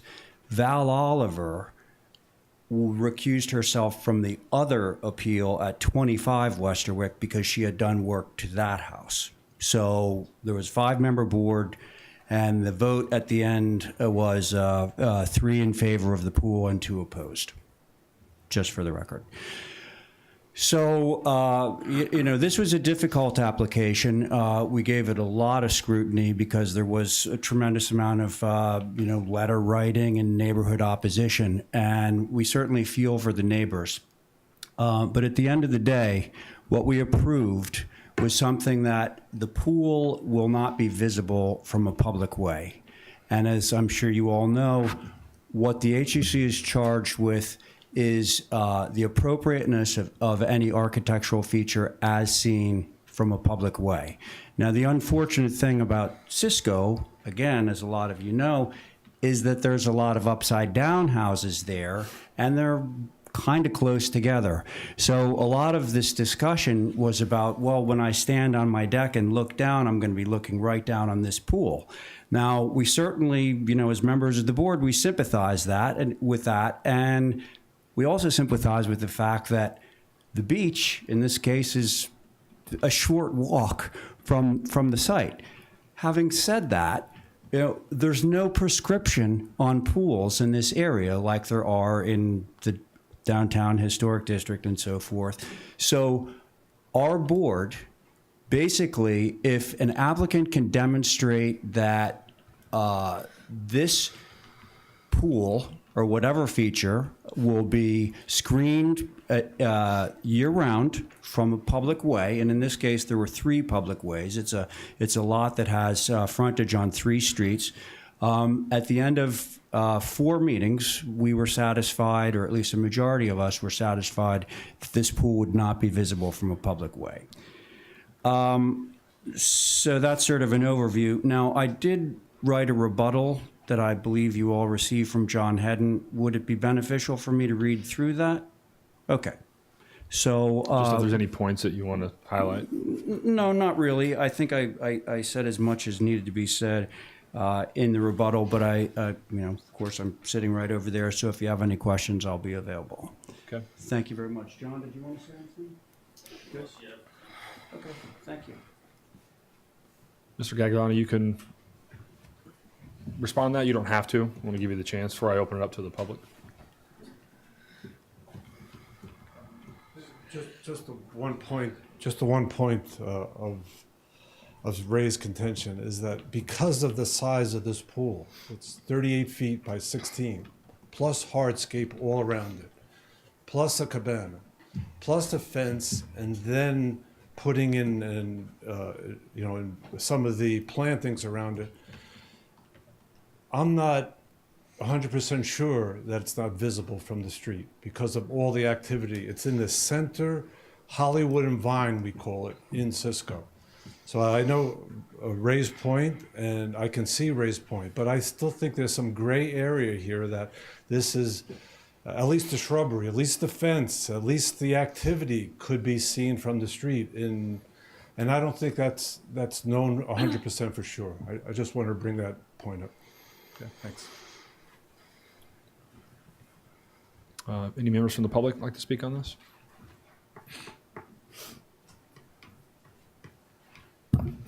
Mr. Chairman, Stephen Cohen, as I said, I represent the owner. I do want to compliment the HTC on this and ask you to uphold its decision. It was a very thorough assessment by the HTC. There were multiple meetings, and I think it's important to note that the HTC not only looked at the design of the pool in a thorough way, but also looked at the design of the screening in a thorough way. And what I mean by that is that they required alterations to the size of the pool, the location of the pool, the layout, and everything, but also how to screen it.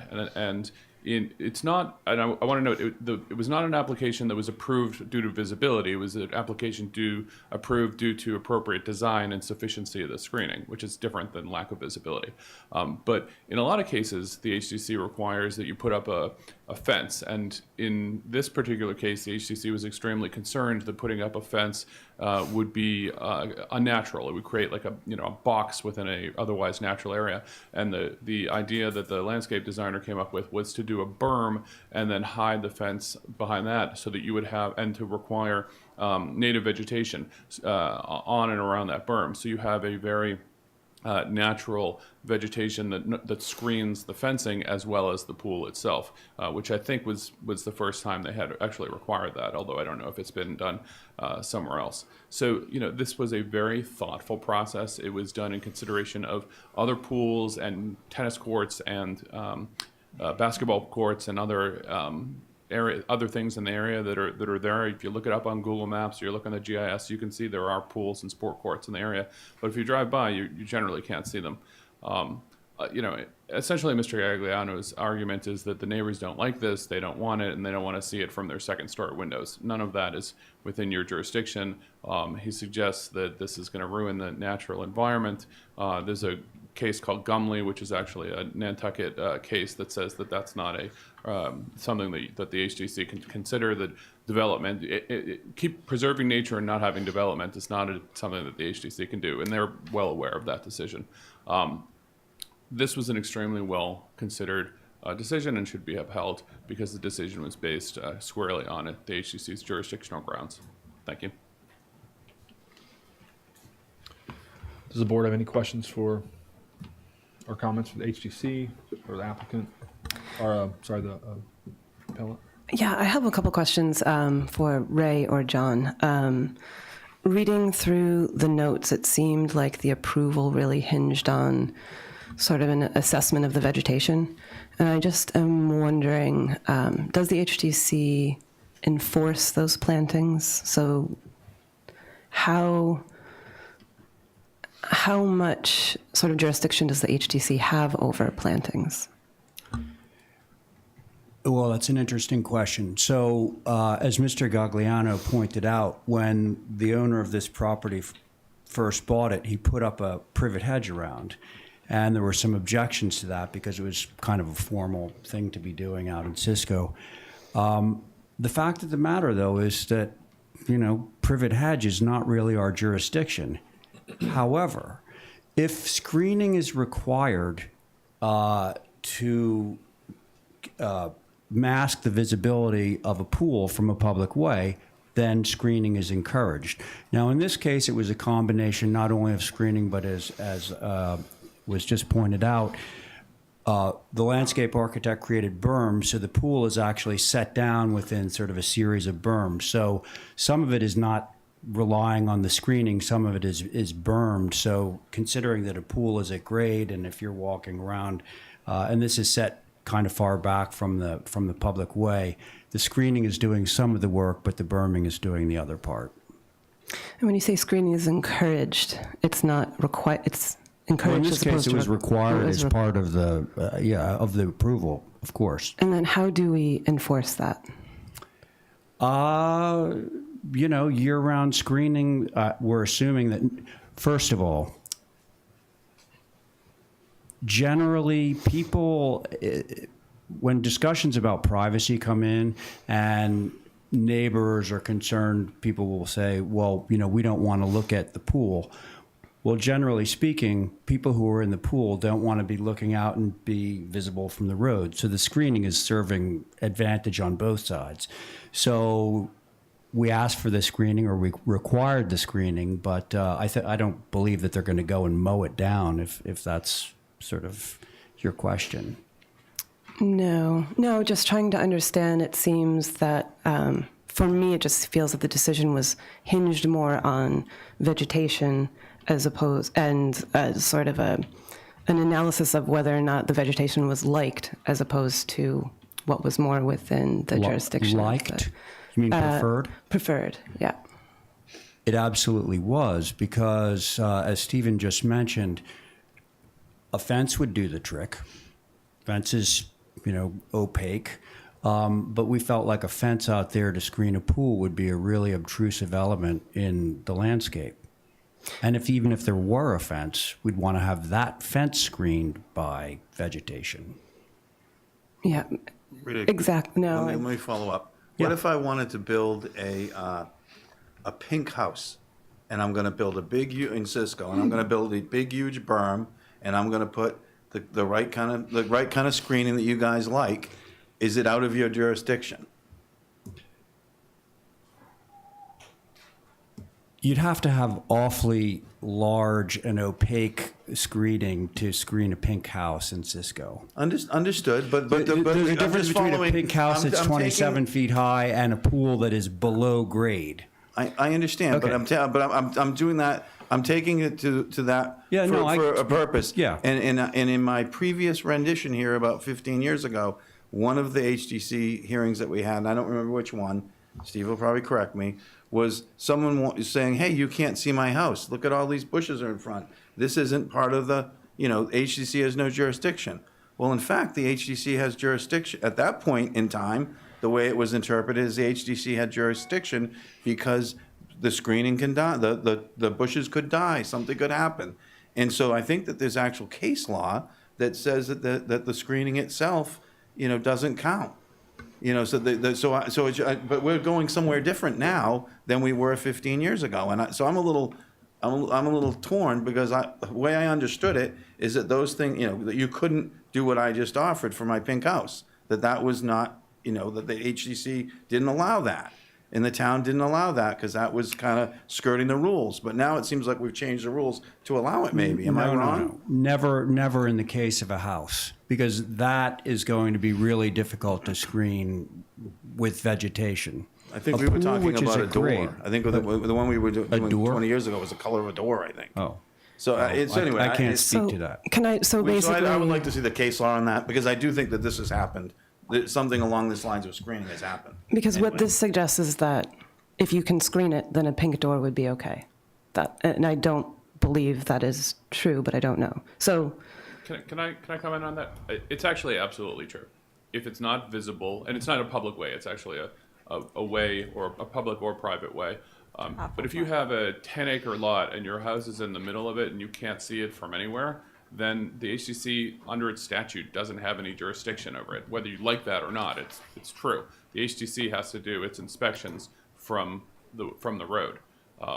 But really, Rita, to answer your question, if the way the decision is drafted in this, it says that the screening is required to be maintained, and so if someone were to come down and cut that screening down or not maintain it, someone could file a complaint, and the HDC could bring an enforcement action in the same way that if someone painted their door pink, they'd be in violation of the HDC, and you could have a complaint about it. Or if someone had a zoning violation, you'd file a complaint, and the town would bring an enforcement action against it. So there is an enforcement mechanism that would require someone to complain. I mean, obviously the HDC doesn't do constant inspections, but if someone complains, they would investigate, and they would have the power to bring an enforcement action based on failure to be in compliance with the approved certificate of appropriateness.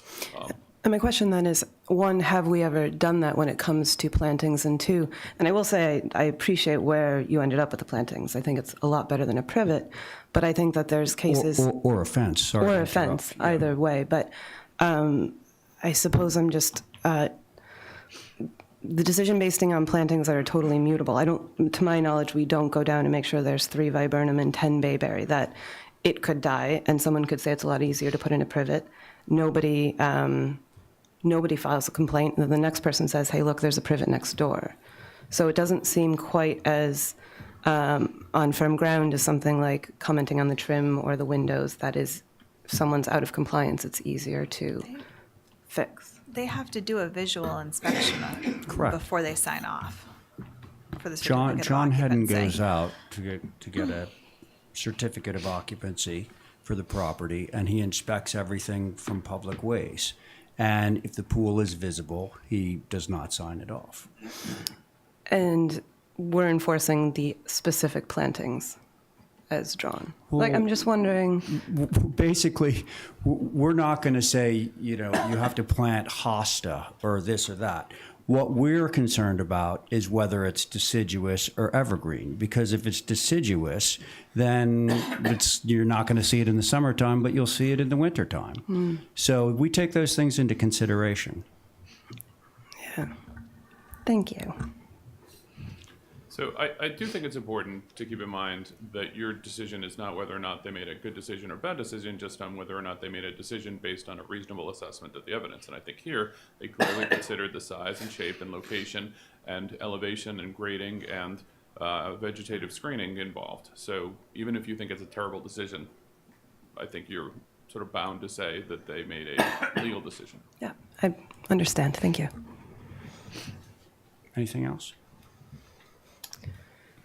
Not right now. Well, I do actually want to remind the board that I was here a couple of months ago objecting to an HDC approval at Lincoln Circle of a pool that I think is going to be an atrocity right at the corner of Cobblestone Hill and Lincoln Circle. And the board upheld the HDC because it had made a very thoughtful consideration of the size and location and screening of that pool. And even though I think it was a terrible decision, it is a legal decision. And I think what you're faced with is here. The same thing, and that Mr. Gagliano and the other members of the Cisco community should quickly think about putting in zoning changes or other ways of preventing this instead of trying to use a board that has architectural jurisdiction to make, zoning prohibitions. John Hedden, Land Use Specialist. Just to clarify a few things. First, on the pink house and altering all the landscape, that is definitely taken into consideration with any approval. I mean, altering, building up a 20-foot, pile of dirt around a property so you can't see it is something that the HDC would consider and say this is not in keeping with this neighborhood, to have a... But would that be in your jurisdiction? I'm hearing from Mr. Cohen that you can only worry about the buildings. Gradings and jurisdiction. Yeah.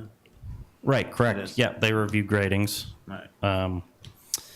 As well as similar in this case with the berm of the plants.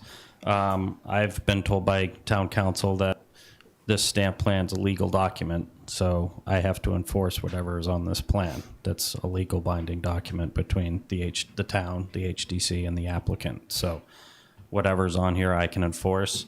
I think the HDC they were very specific about the type of plantings in this approval, being out in Cisco and having different vegetation besides hedges all around and everywhere. So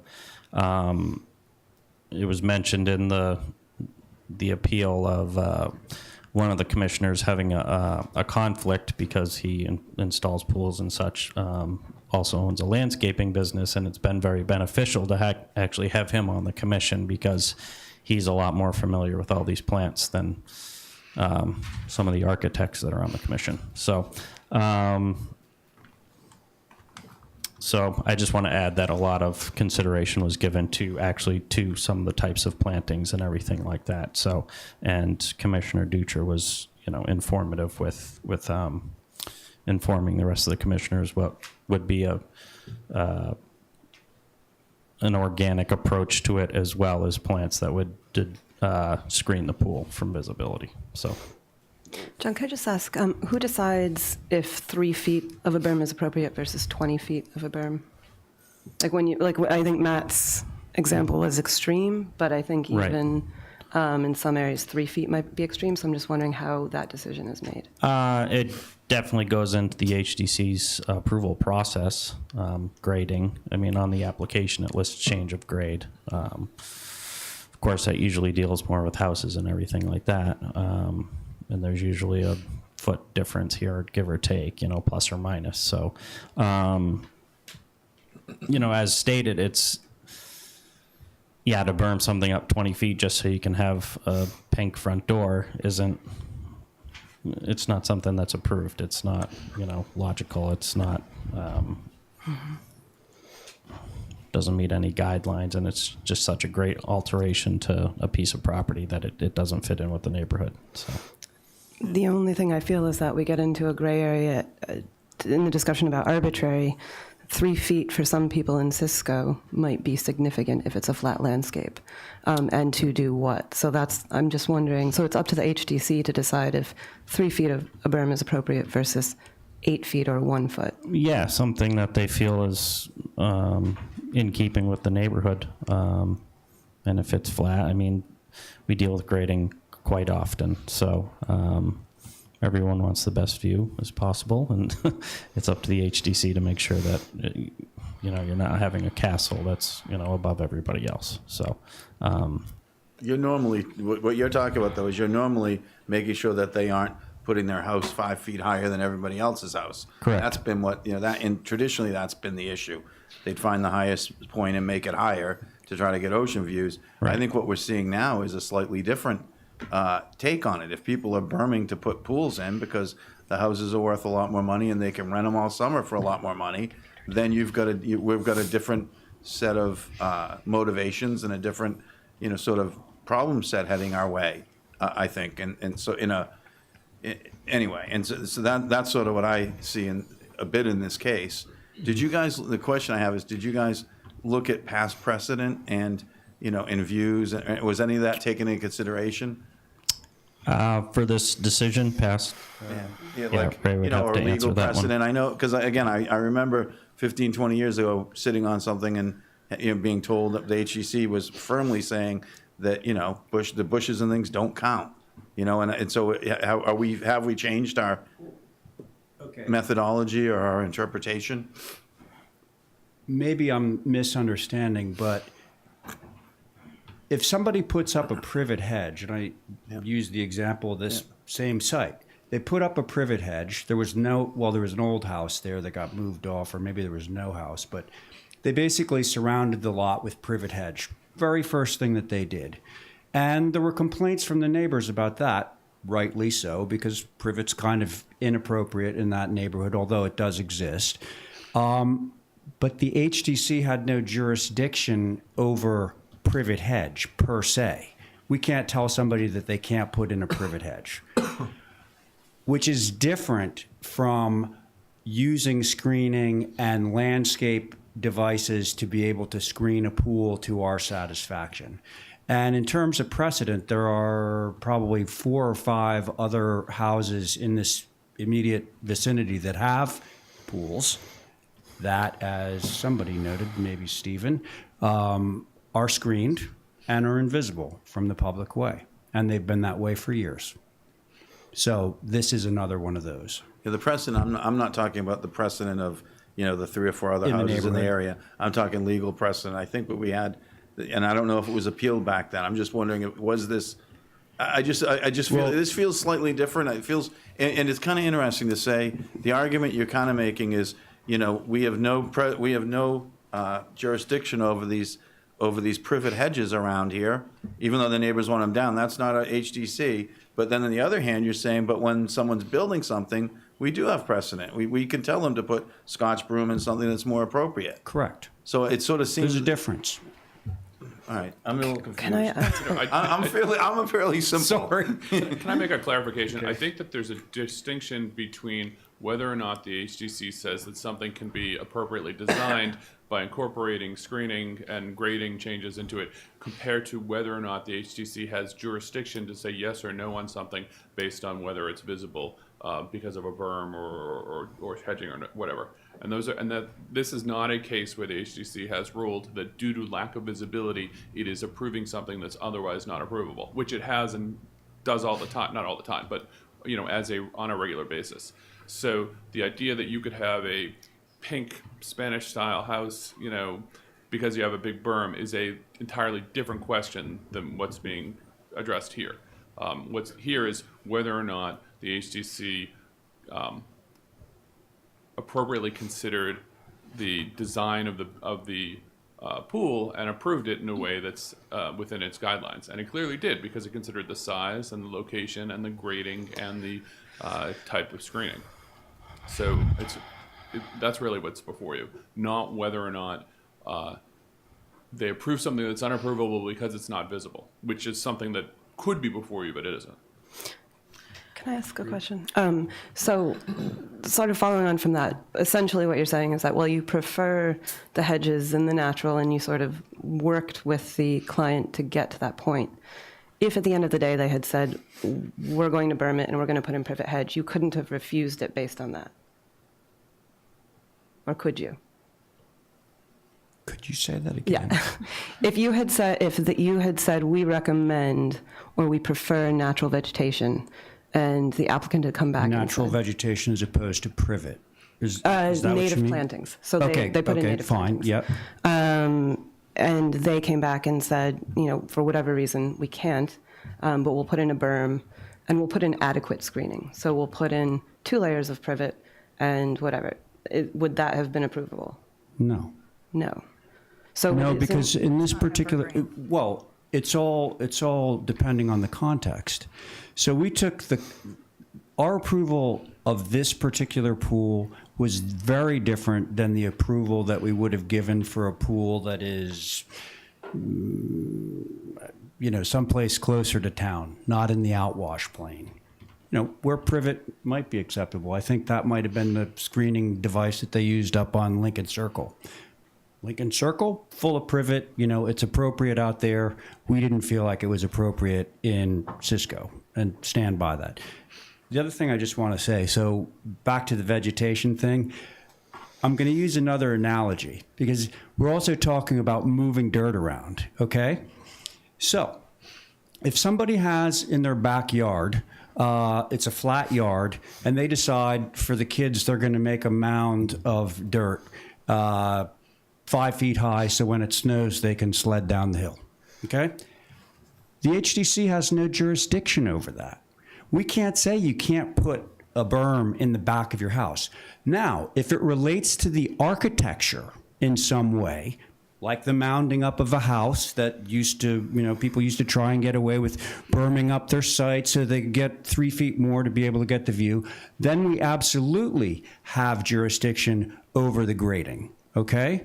What I'm getting at is, let's now pretend that these people didn't have a pool. All they wanted was to berm their site off on the side and put some vegetation on it.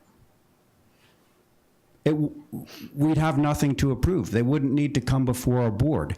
The only reason they have all that is to screen the architectural feature of the pool that is behind all that, and we are making invisible from a public way. And I get that, but you're sort of making my point, is if they were smart then, they would just berm it up and plant it, and then come in a couple of years and put their house up. Because then they could put house or pool. Either one. Either one. Let's not use them. Okay. I could put my pink my pink Spanish style house up. Then, if I berm it and if we follow what your logic, I could berm my property and put something that's year round. No one can see into it. I can do what I want. Okay, right? If we want to speak abstractly, let's just go here for just a second. Yeah, I'm having fun. Somebody has a 5-acre site, okay, and they come in and somehow they manage to get tons and tons of fill, and they manage to berm around the perimeter of their site and landscape it. And then they come in, a year later after all the plants are situated and so forth, and say, now I want to build my house back there, but guess what? You can't see it because there's a 10-foot high berm between us and the road. Yeah. I mean, theoretically, you could do that. Yes, is the answer. And I think the answer is no, because I think the answer was no 15 years ago. There's 2 ways that it can happen. It's either you have a site that has existing vegetation that makes something invisible, or you have an application where they tie a certain degree of screening, whether it's buildings, fencing, or vegetation, and it's a condition of the approval. They're not going to allow it without those things being added and manipulated on the site. Well, what you just said, Dawn, is true. But Matt's sort of talking about a different theoretical possibility, which I'm saying, right at the moment, the way the rules are, is yes, it is a real possibility. I've never seen it, but that possibility does exist. Do you have any more questions to the HCC's decision? I have a question, and I'm not quite sure who can answer it, so I'm just putting it out there. I thought the comments about the decision not being in alignment with the town master plan was interesting. Reading through Building with Nantucket in Mind, it's all about maintaining a sense of place. And I think in the historic district, we have the precedent of all the buildings that are there to tell us what that sense of place is. Somewhere out by Cisco, where it's a changing landscape, we don't. And I'm just wondering if something is arbitrary or capricious, if it isn't in alignment with the town master plan, or how does the HDC, how are they ruled by our town master plan? I think Ray, our town council, can answer the question. Is HGC ruled by the master plan? Do you have to go, is that your document that overrides your decisions?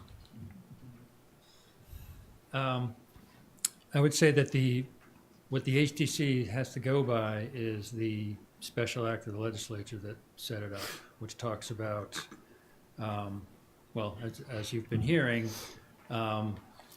alterations or new structures which are visible from a public way, that falls within them. If, the master plan, I'm not frankly familiar with what your master plan says, but that's really a completely different animal, I would say. So they're not governed by what the master plan might say. They're governed by what their rules are, what their jurisdiction is.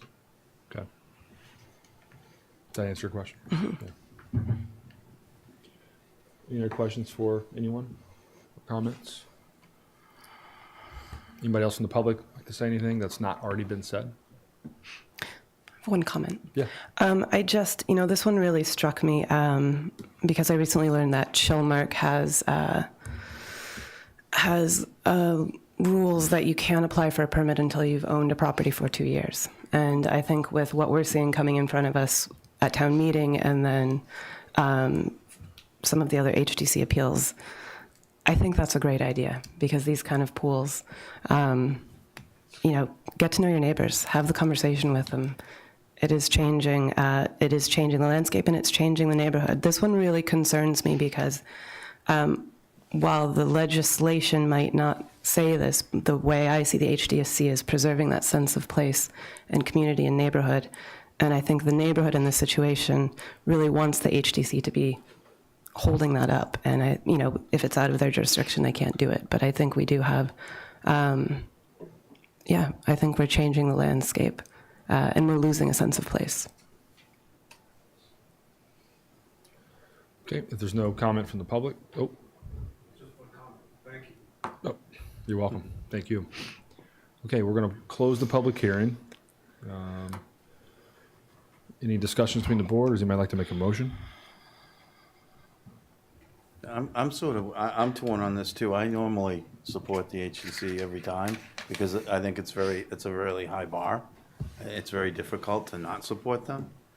But I worry about the precedent. And I was being a little ridiculous trying to, with my example, but 3 or 4 feet here and there and hiding it like this, I get worried. I think that the value as a tourist home with a pool, no matter where it is so great. And the resale value is so great that this is going to be something I think we're going to be seeing increasingly. I think, I think it should be dealt with through zoning. I think that the area, Cisco should be getting something at the next special town meeting and stopping it if this is a concern or that area. I'm very torn on it. I'm trying to. I don't know how we would overturn the HDC. I don't know what I'm trying to find what's arbitrary and capricious in it, and I'm having difficulty. Because I think they did look everything. Maybe the precedent previously, if we looked in, maybe there is some. With my recollection, I'm getting old and my brain is a little foggier. But maybe there is some precedent there that should have been cited or thought about. But I don't know.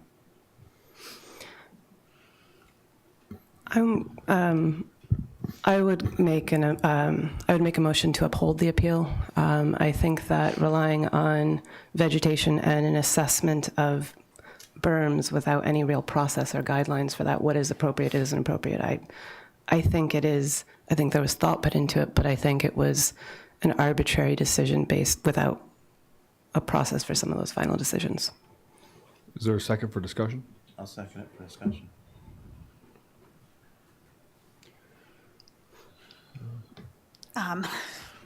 I think that this is a very actually thorough example of the HDC's process, and they did think it through quite extensively. They consistently apply planting plans to landscape items such as pools, such as fire pits, such as locations of sheds and garage doors, and I've seen it all over the place.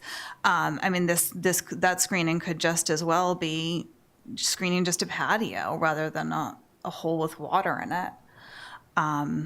There are 6 pools that I counted in the immediate vicinity, not nearly as thoughtfully screened from what I can tell from the aerial photos.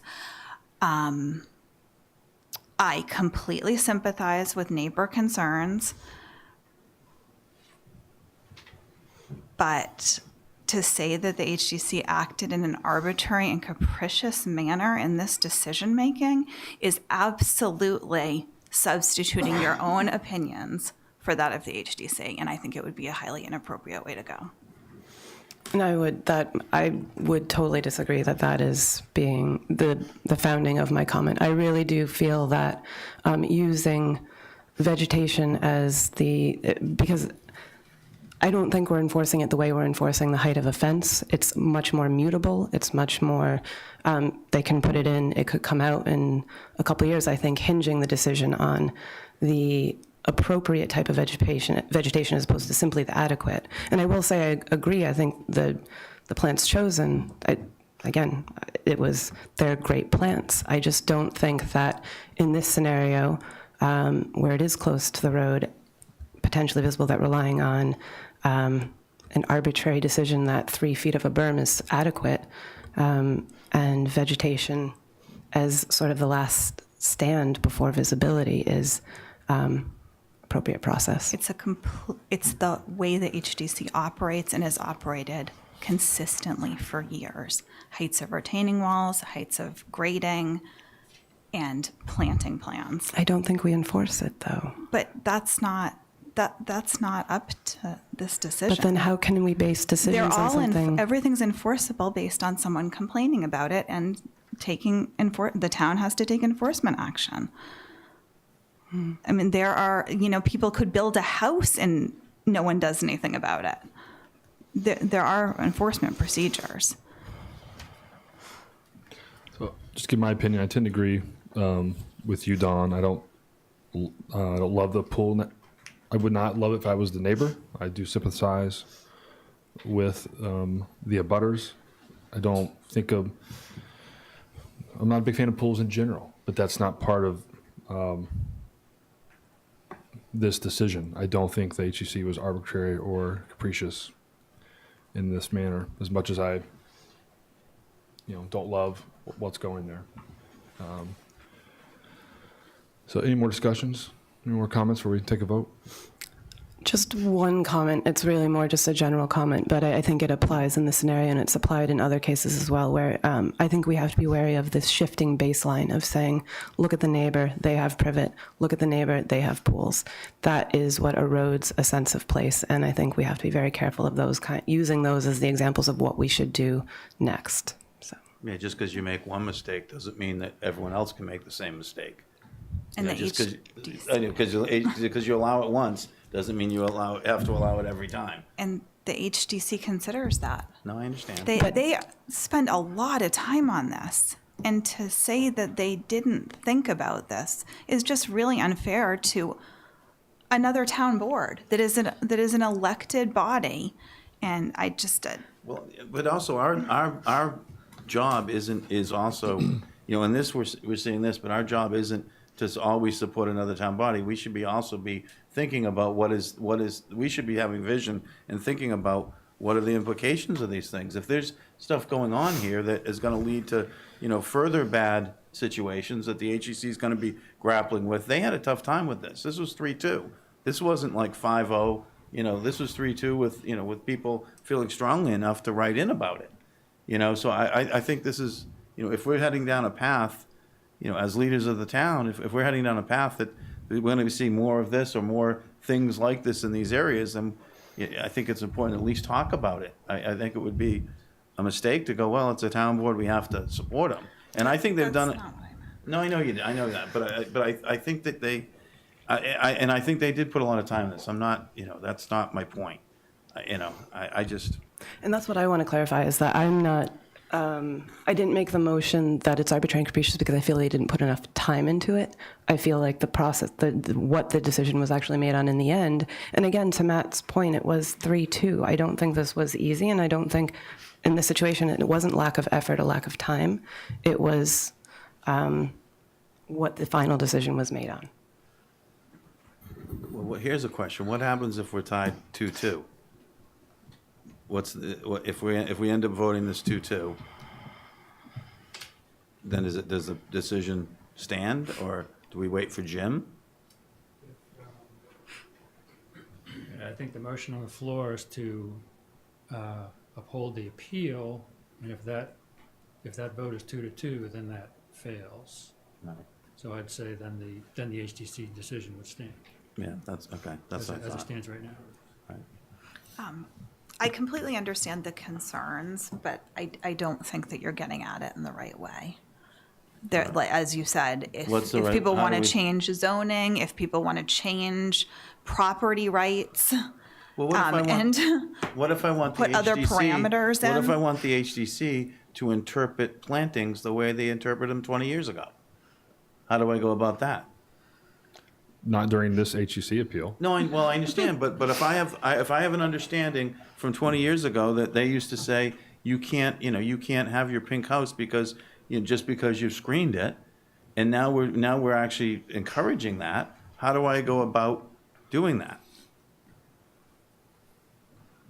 So I mean, I think There's been a lot of extensive advice from council on jurisdiction of the HDC and practices. Matt and Rita, I think you have great points. I disagree a little bit, but I also think some of it's outside this appeal. Any more comments before we take a vote? Okay, so all those for upholding the appeal. That's the motion, correct? Yeah. Say aye. Aye. All those not in favor? No. No. So 2 opposed, 2 in favor.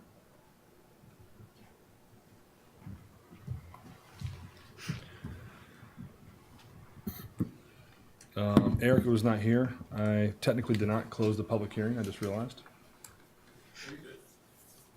I said the public hearing is closed? I did? Okay. And before you go, I had one more comment. I forgot on the warrant. I can do it very quickly when we get there. Sure. On the pool article, I would like to add a comment from the board, from us, that says that the select board would like the Board of Health and the planning board to study and report on the impacts of pools on the environment and the neighborhoods for consideration at next special or annual town meeting. We've asked the Board of Health a couple times about pools and how they drain them and everything else, and I know they're working on it, but it seems I would like to put a comment in that would sort of direct them in planning to really dig into this issue and sort of make some changes, because this isn't going away. Are we saying that we would not support the article, but we would like to say what you're saying? Or are we not We can be neutral on the article. I just think that these issues aren't going away. When I was laid up with my hips, I read a lot about pools, and there's a lot of ecological damage that's coming from them. They're drained into the dirt, into the roads. You don't see tanker trucks getting rid of the water. The saltwater pools are worse. So I just think, we're wondering why we're having problems with scallops, and we've got 1,000 pools here now. So and it's hard to prove causation, but it's a concern that we should be really taking seriously. And the impacts on some of these neighborhoods of having, if you've got a 2 acres, 5 acres, who cares? But when you've got, these lots, and people are building tourist homes with, and putting pools there because they can rent them for a lot more, and it's an impact on the people that live there year round. A lot of the letters that we had on this issue were, from year round people. Can you read it again, Matt? I would, so select board would be, that we would request the Board of Health and the Planning Board study and report on the impacts of pools on the environment and island neighborhoods with potential changes to zoning, or, potential changes to zoning or to, our health rules for consideration at future town meeting. Because it's an article, do we say like we don't support it, but we would like the, just throwing in a comment without saying either way. Like we take no action, but we'd like to see. Well, we didn't really consider it, so all I want to say is, I think the point I'm trying to make is there's some huge issues with swimming pools all over the place that deserves attention in a timely manner, because there are some potentially negative consequences that we've all identified and we all know, but we're just either too busy or not focusing on solving. And I feel that you can be for pools or against pool, you can be for the article or against the article, but I think what Matt's getting at is the water quality issues that I know both Roberto and Jeff are concerned about, and it's really about how we manage the pools anyways, so I think... It's not a comment on the article, really. Is it a comment on an action that we're taking, though? I think it's a comment on the article, yeah. Why wouldn't we just take that action? Like, tell the Board of Health. I mean, Jim's not here, but... Okay, so we have a stormwater management regulation development underway, and it is going to contain something about pools and how pools are handled, so there is something underway. We just hired a consultant not very long ago. We had a kickoff meeting 2 weeks ago, I think. But it is going to take a little time. Even if you tell the Board of Health tomorrow, hey, go work on it, it's going to take some time to develop these regulations that actually work. Mm-hmm. I also look at this a little bit as a sort of a public relation. If we put that article in, it's educational to the voters. It's identifying that there's some, sort of some zoning and some other issues, so anyway. I support what you're saying. I just want to make sure, how does it make sense with the article, or is this normal to put a comment like that? I'm gonna forget which article, but some of the ones that we commented on, one of the ones where we just comment on actions that we're already taking, like if we had already agreed on some sort of cannabis committee, then we would have said, we're not for or against this. We were going to say the town is already doing this. So that's a little bit like the municipal energy one. I don't think we said we're for this or against this. We said the action the town is going to do.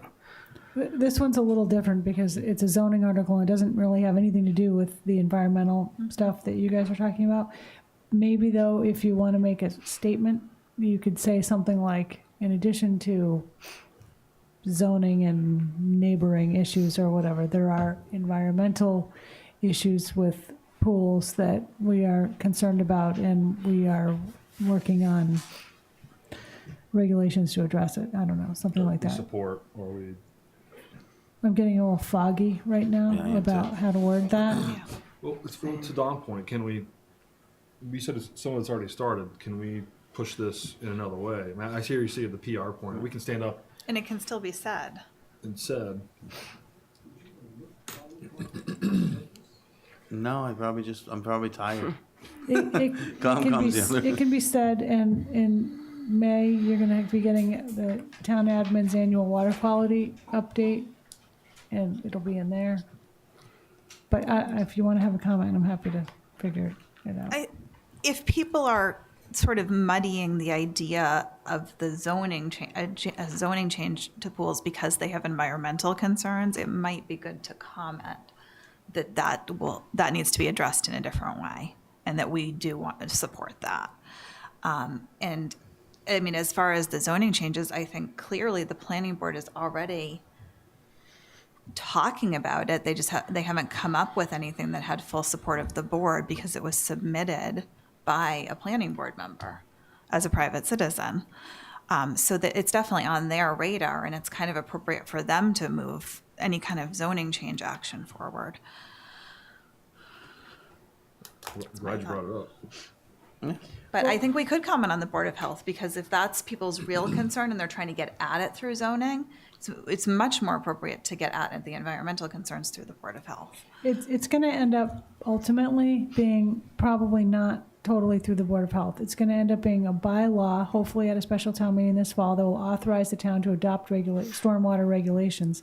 And then those regulations will be under the select board or the board acting as the Board of Public Works.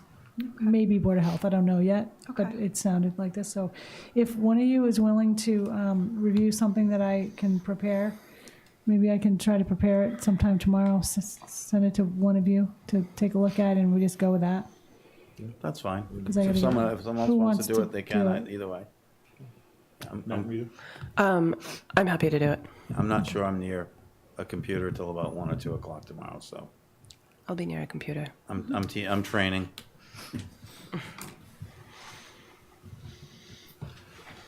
Okay, motion to adjourn. So moved. All those in favor? Aye. Thank you, everyone.